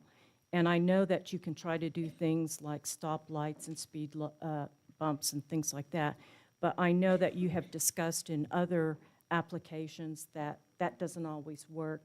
So my suggestion would be to see if they can rework it so it's not a 3/4 mile speedway. The other comment I had was that as far as amenities, I agree that they're all concentrated in one area, and that this is a huge subdivision. And I'm assuming everybody here has had kids, and if you have 1 or 2 of them, can you imagine if you're living on that west side, having to drag your kids, especially if you have a toddler and a 6-year-old?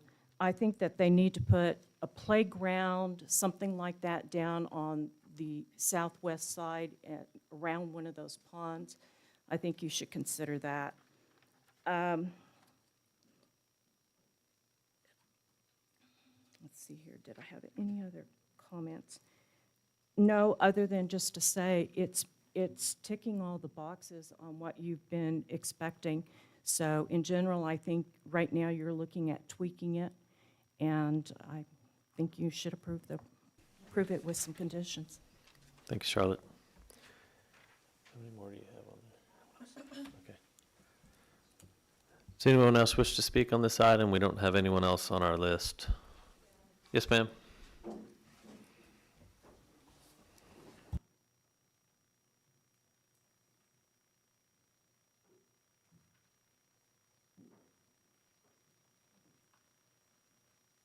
Hello. I'm Robin Rosencatter, and I live at 16421 South Tree Street in Bixby. And I really appreciate your time. We've been through a lot here. And I think I stated previously that it's not a want to sell, it's a need to sell. And I think some of the things that you need to keep in mind is the safety of the owners, the current owners. As farmers, they're driving their tractors up and down, they've got their cattle there. When those things happen, when the fences are cut and the cattle get out, it becomes an issue. When they're driving their tractor trying to get to another piece of land and the cars are running up on them. I think in Muskogee, where they had 900 people attend a funeral of a man that just got hit, you can understand the necessity of them being able to sell this property and move on. They are farmers and have been farmers and have owned this property for over 100 years. But anyway, also, I appreciate all of y'all's comments. Bixby, just, they've built on to west. They were talking about the school property, and they bought property at 161st and Yale for new construction, which will really help you in your overcrowding. Yes. This is a 5-year plan, okay? So, anyway, I think that if everybody would just, come together and realize that we tried to meet all of Robin, your objections. We've tried to can you meet address all us, of your please? We're going to be voting on objections. this. Thank you. They had 50 less lots, over 50 actually, and they put in the amenities you wanted, and we're really trying hard to make it useful for everybody and still maintain the ability for them to move on and farm. And I thank you for your time. Thank you, Robin. Does anybody else from the audience wish to speak?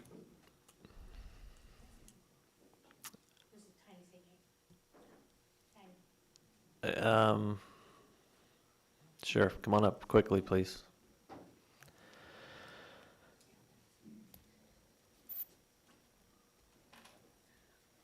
I want to say I'm not against this neighborhood. The last planning commission meeting that we had, or the last city council meeting, they didn't have any amenities. I'm not against this neighborhood. I want this neighborhood to go through. I just feel like the concentration of all the amenities at one site, if there could be a playground like she suggested, closer to the south side of the neighborhood, that would be amazing. The traffic is gonna be traffic. It's what it is. I mean, I know there's traffic. It's just the safety. It's all about safety. People cross all the time. Do you have anything new to add to your previous comments? No, I just wanna make Okay, sure that I thank you. know that this neighborhood, All right. I mean. Thank you. Yes, I'm sorry, have you already spoken? I'll let one, I gotta let them all now. I won't let one anymore. Sorry, guys. I've got 30 seconds.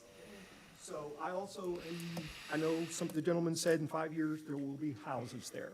So if the minimum lot size could be raised to the low end of what we're seeing in the surrounding additions to 7,500, okay, and write in writing 100% masonry, I would be okay with that, okay?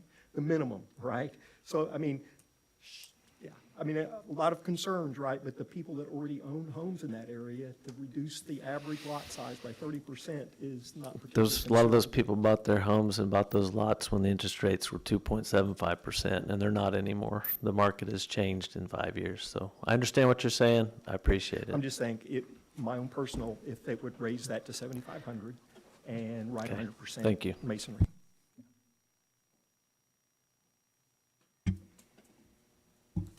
Does anybody else new wish to speak before? Yes, sir.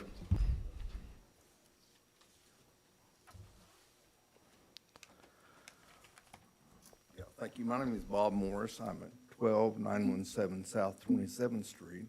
And I just have a question as far as the traffic. And I don't know if any of you live south of here, but it is something.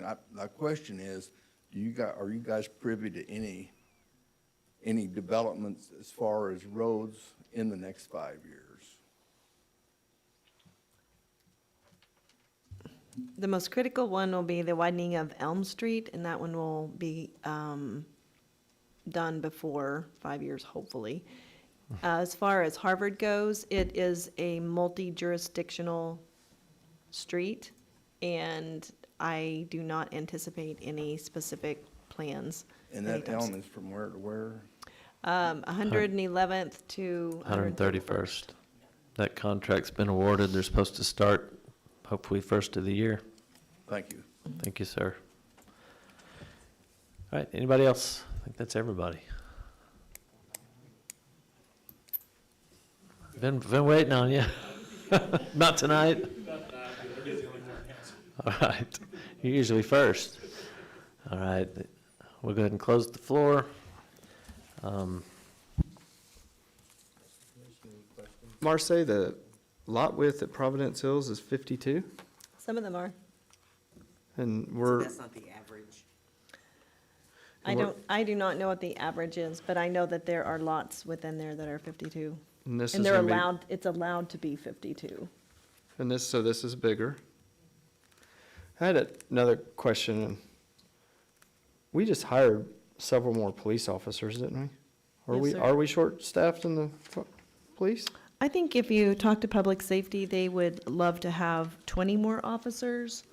So it's probably a loaded question, no pun intended. But we have added 4 more, right? Yeah. And then some of the planning commissioners haven't been here as long, but I thought the fire chief came and spoke to us and said that the average time is a lot lower than 20 minutes inside of Jenks. I was thinking. It was like 2.5 minutes. That was not what 20 was minutes. recently, or maybe last year he spoke. Yeah. So it's not 20 minutes, I don't know if wouldn't that was a think. one-time thing, but that is not the average. Okay, thank you.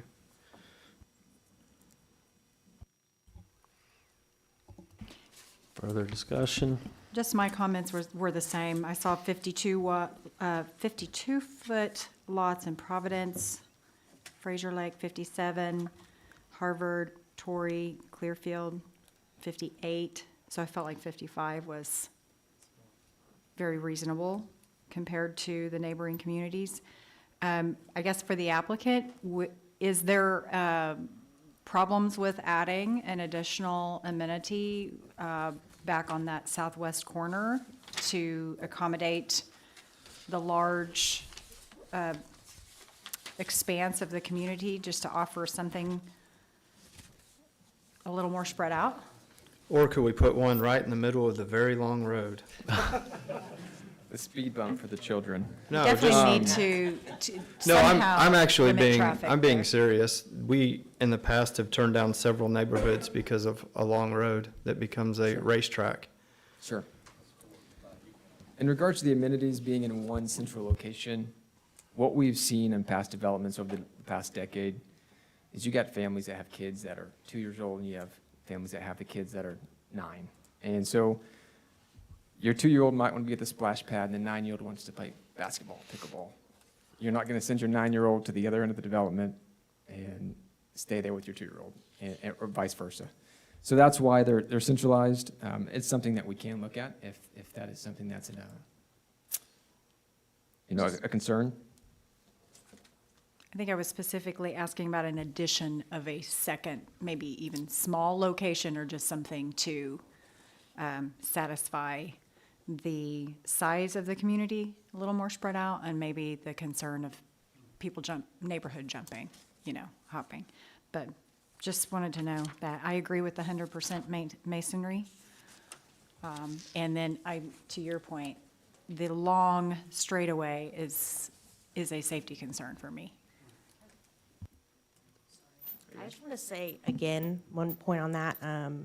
Unfortunately, I'm young and I have to work for a long time, and I expect to work here for a while.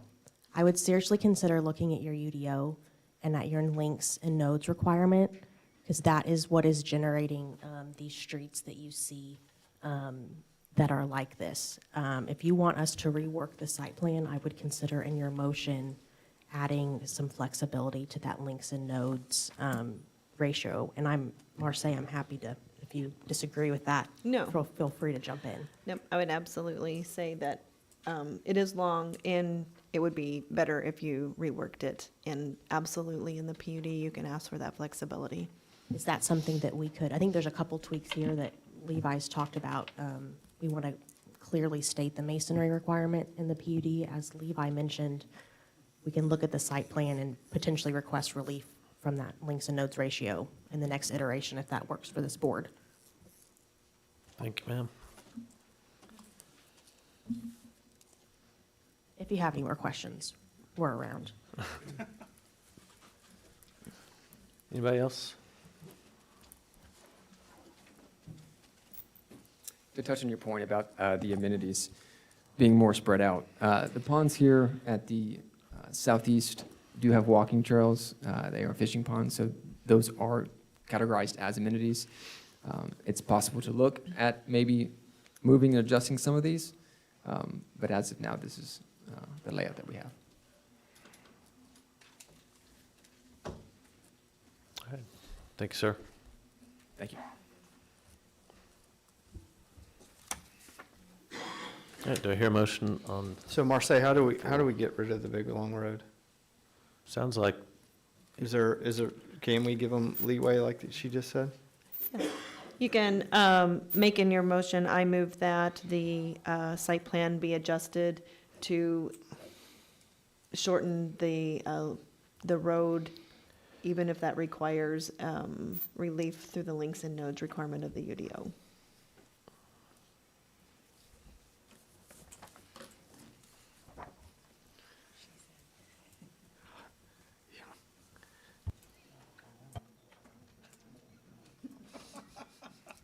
Somebody else is gonna have to do that. You already turned mine down.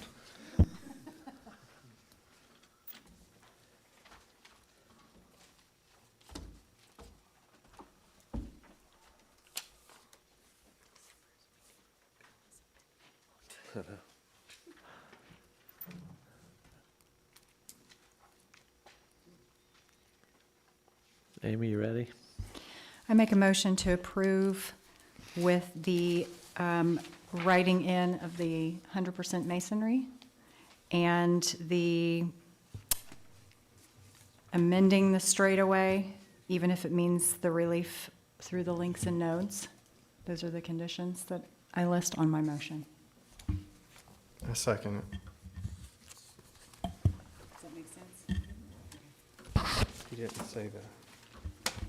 Does she have to say what it is right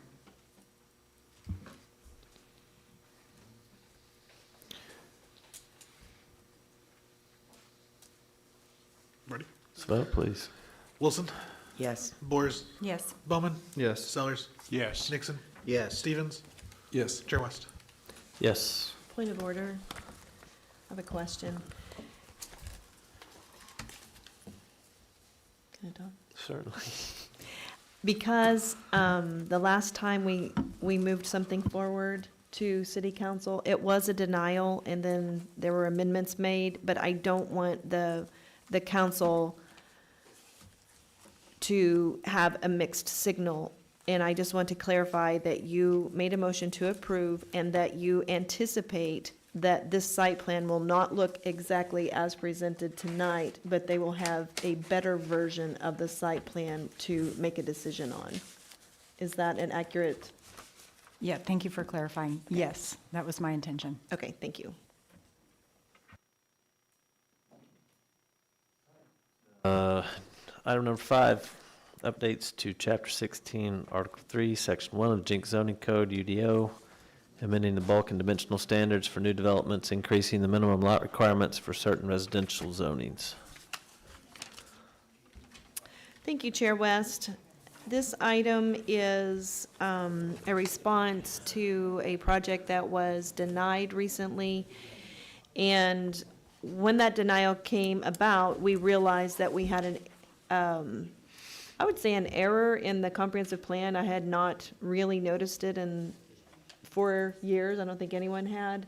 And in the comprehensive plan, we cleaned that up, and it now reads that it's much more specific between densities, and it also spells out like you can be from this to this in a density. So in order to accommodate that and better match what I believe is the desire of the council and the planning commission, going ahead and recommending amending the areas that are highlighted in yellow.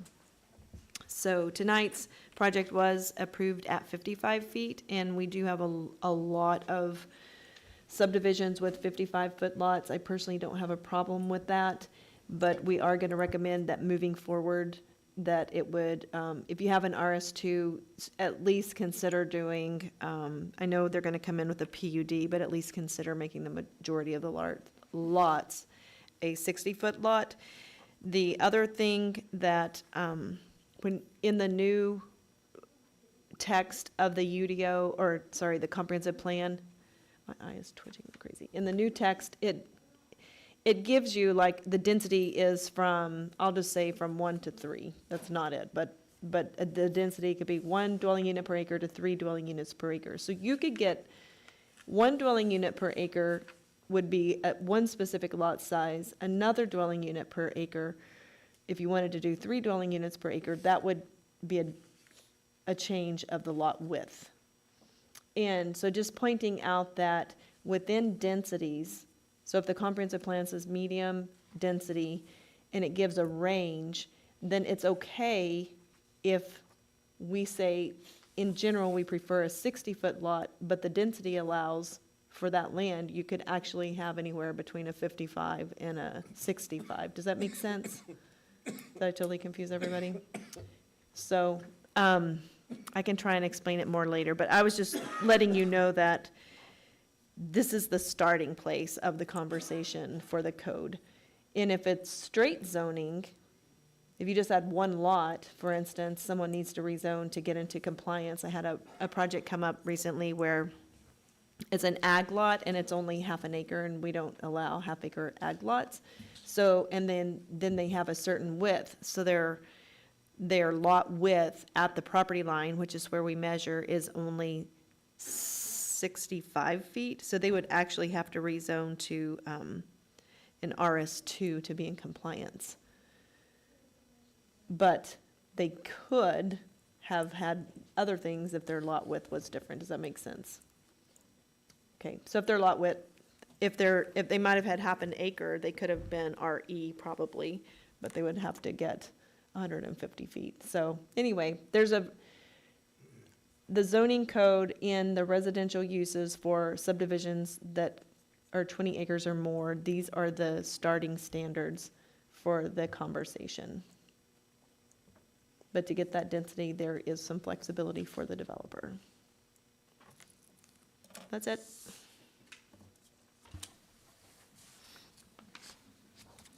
So since Chair West isn't here, can I ask a question? Yes, sir.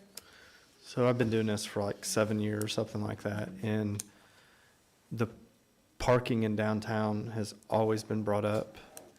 And around the areas, we've seen some good things that could have not come because of parking. Mm-hmm. You said something about a parking study or something, or how do we find out what the capacity of downtown parking is so we're all on the same page? Sure. Because I know that, like Rob said that he's been down Main Street and it's busy, but have you looked at all the lots on the other side that may be empty, and to me it looks busy too when you drive through there. But you're also talking about like Bank First is public parking. There's another building there that has parking, there's parking everywhere, and I get that you're going to just find the first spot, but like, when do we as a city know what our capacity is so we don't have to fight this all the time? I will answer that after we have a motion and a vote on this I'm sorry. agenda item. There he's back now. Yeah, it's okay. Good question.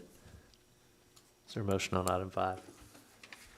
Motion to accept these UDO adjustments. Second. Let's vote, please. Wilson, Yes. Boers, Yes. Bowman, Yes. Sellers, Yes. Nixon, Yes. Stevens. Yes. Chair West. Yes. There's- Technically, that was a public hearing. Oh, we have to ask if anybody wants to Just talk that, about it. just That was a public just that area, the rest of it is open. Anyone have anything? Charlotte, Justin, did y'all want to talk about this item? Come on up. We'd love to hear what you have to say. We got sidetracked.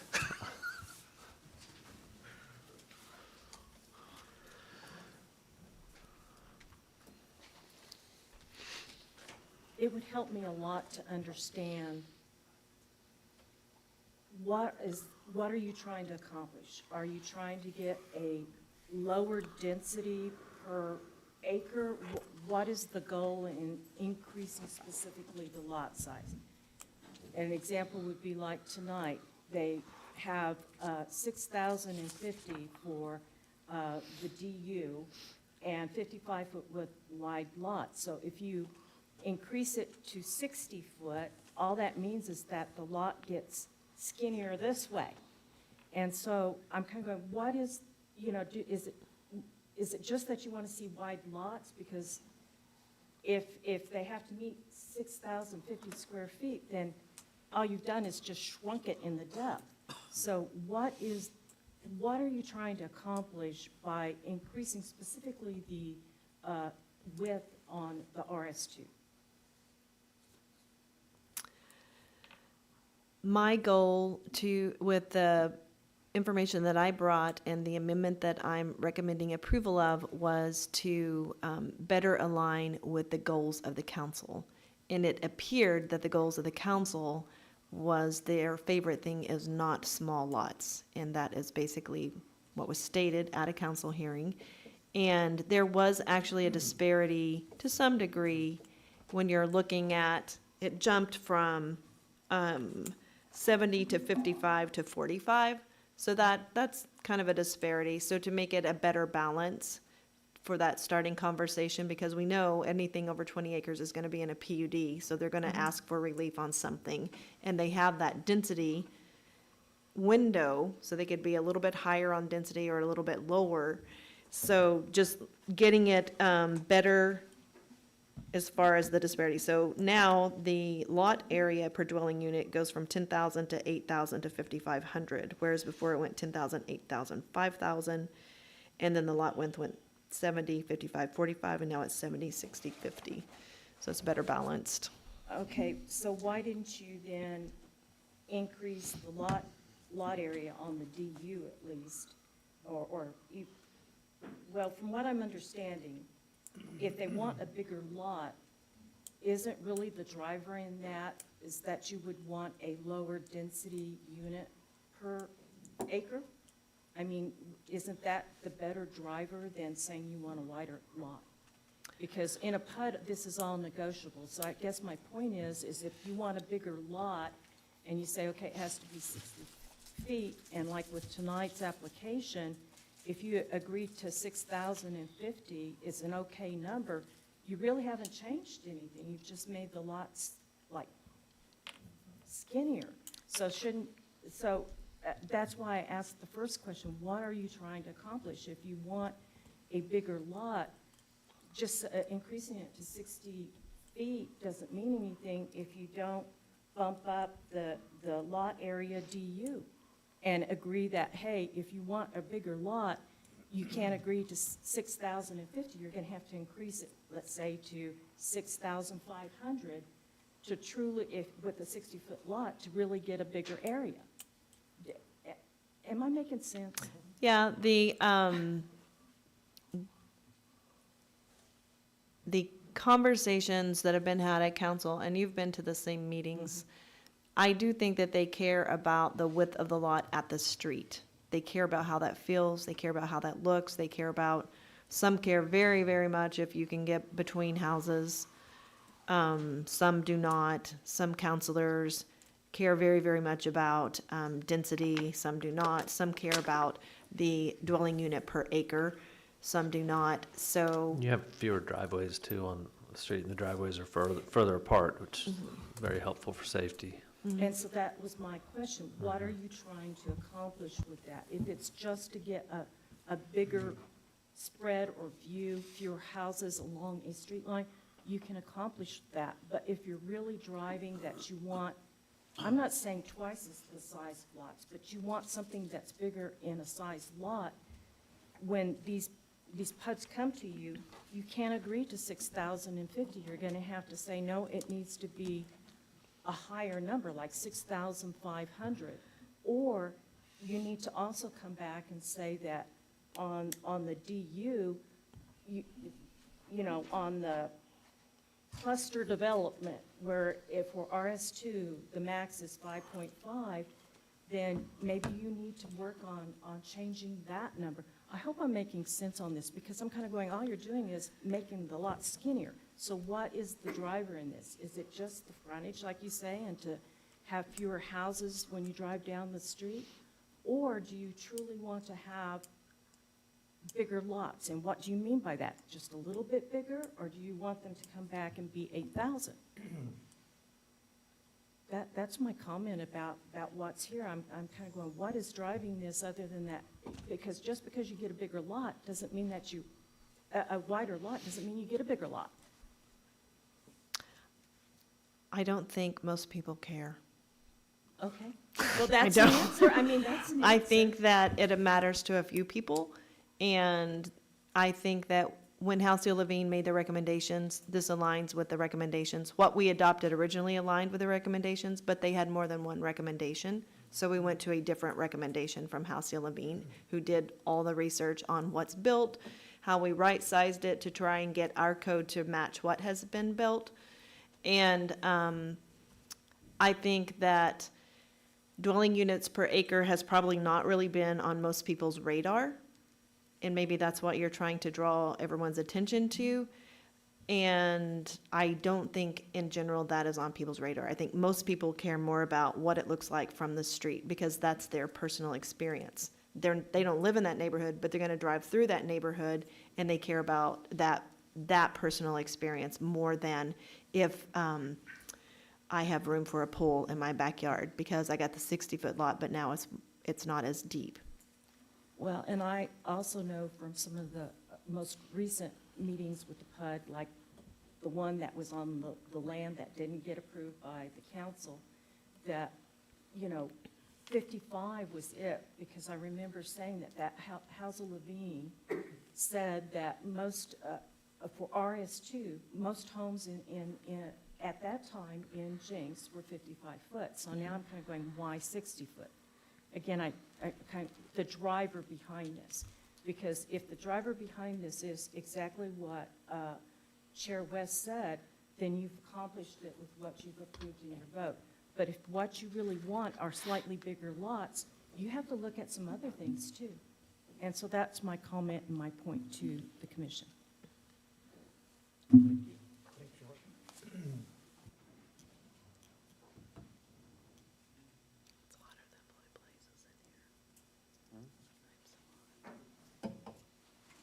I'm somebody else who cares about it too, so you can start it maybe, and maybe it's because we talked about it.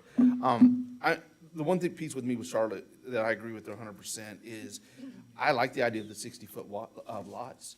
I think we need to be sure that as we go forward that we hold closer to the 8,000 square feet of the size of the lot. When we were at last week, Mayor Box had a meet and greet with Senator Reinhardt, Councilman Abel, and kind of we're going through things, and one of the things that they talked about was the number one draw for Jenks was the school district. At the end of the day, that's what we have to protect more than anything else. And we keep hearing from people about it being overcrowded, people work at the schools and things like that. And so as we continue to make compromises on the size of the lots, they need to, then that's obviously going to draw more population. I understand like tonight was Bixby, which is a different thought process, but if we are going to make this change, and I agree with the change, I think that we need to be sure that we hold solid to the lot size and not let us drop the lot size as we go forward. The other thing, since you already voted, I could say this maybe. One of the things I think too about your parking stuff, the block off, because I think about it when I drive through, is I don't see a lot of signs. Like when I go to other cities, there are signs that say parking one block this way and stuff like that. And that's something I think that would drive exactly what you're talking about because people don't think about parking. The store I'm going to is right here, not 2 blocks down the road. So I know that's totally off, but it was where you were before. Since you already voted on it, I thought maybe I could say something. Hey, Justin, can you just say your address? Oh, I'm sorry. 10531 South Coa. Thank you.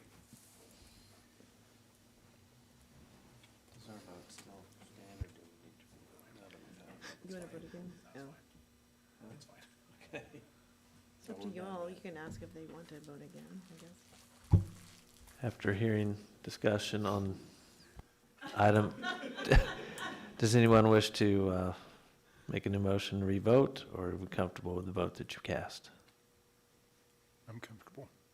I just maybe have a comment to your point. I do think thinking out a little bit on the units per lot or size, my interpretation on the expanding the width of the lot was, again, aesthetics. I think through naturally, it almost has to create a larger lot. Maybe we need to go further and put that in writing. But I think also I interpret it as trying to avoid having the long skinny lots with the houses stacked up. And I do think that the 60 wide helps. So that was my interpretation on it. Likewise. I mean, I don't think the depth of the lot is as big a deal as the width of the lot. I think we're good. Is that everything? Okay. Do we want to come back to Craig's question on parking? We're going to adjourn the meeting, and then we can just talk all we want. Oh, So can we? Our meeting Okay. is adjourned. I didn't know if we could with the open meeting law. We're not talking business.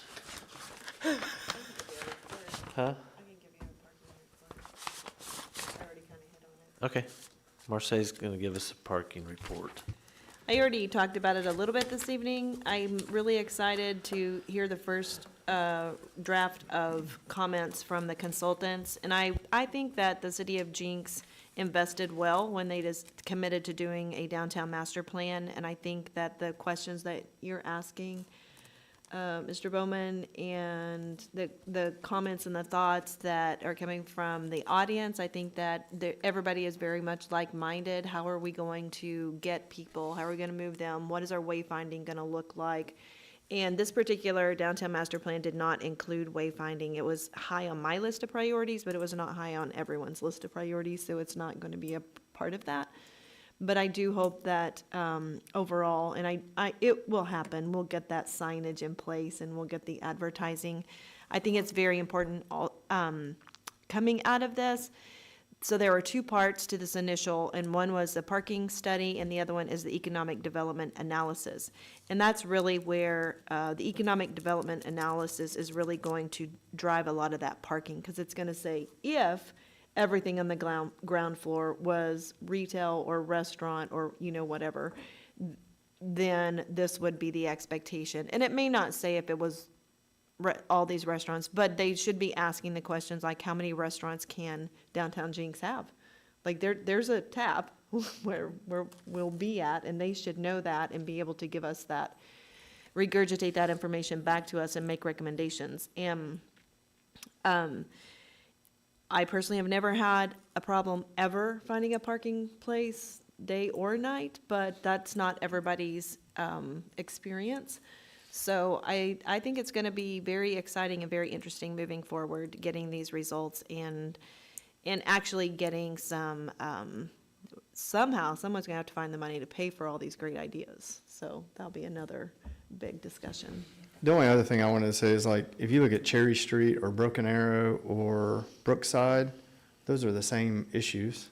You got to find parking spots there too. Cherry Street really has no parking, very little. So I think, if we want to, in my personal goal in Jenks is to see it look like Broken Arrow downtown.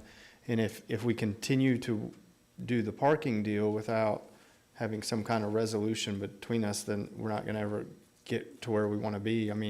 Like a Cherry Street or a Brookside or a Broken Arrow. The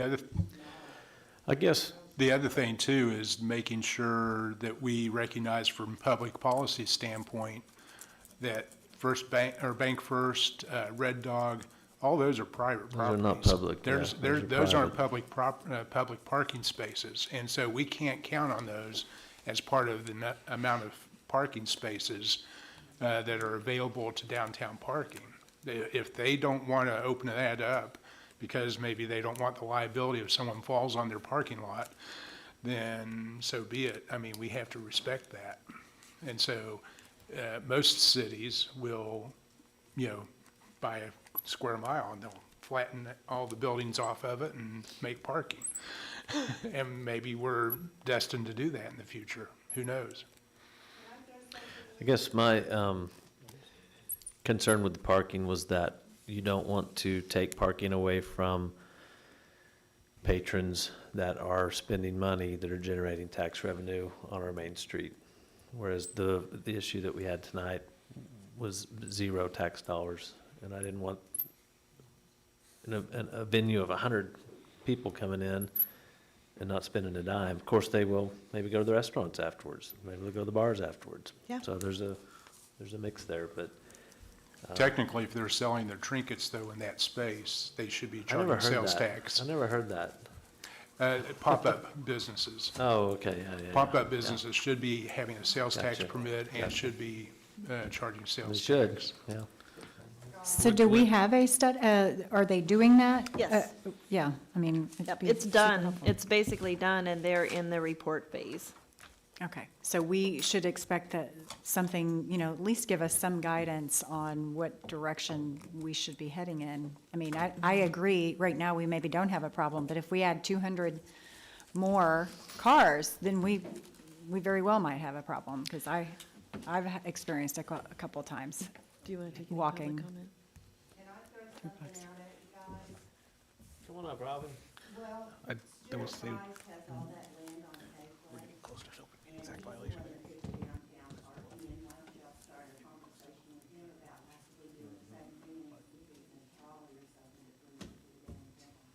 I think there are conversations about other solutions rather than just surface parking. I think there's a couple of different organizations looking at that. Yes, I'll give you one analysis before we leave.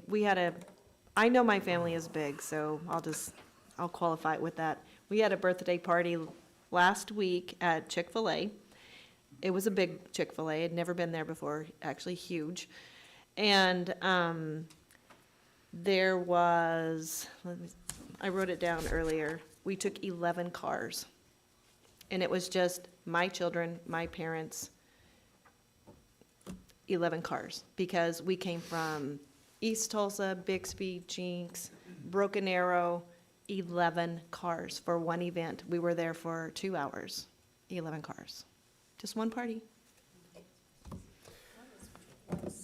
Fairly small party, though, even. Yeah, it was just my daughter, it was my family had 11 cars at one event. You are an anomaly. Am I? I don't know. Yes. I just think So- we need to be on paying Thursdays, our entire family. There's like 36 of them. See, and how many cars? 36 cars. Six, that's my It's true. I mean, we live all over, so there's a lot of cars. Anyway. Now you know why I was worried about parking for the event space. That's it. Okay, going to adjourn at 8:20.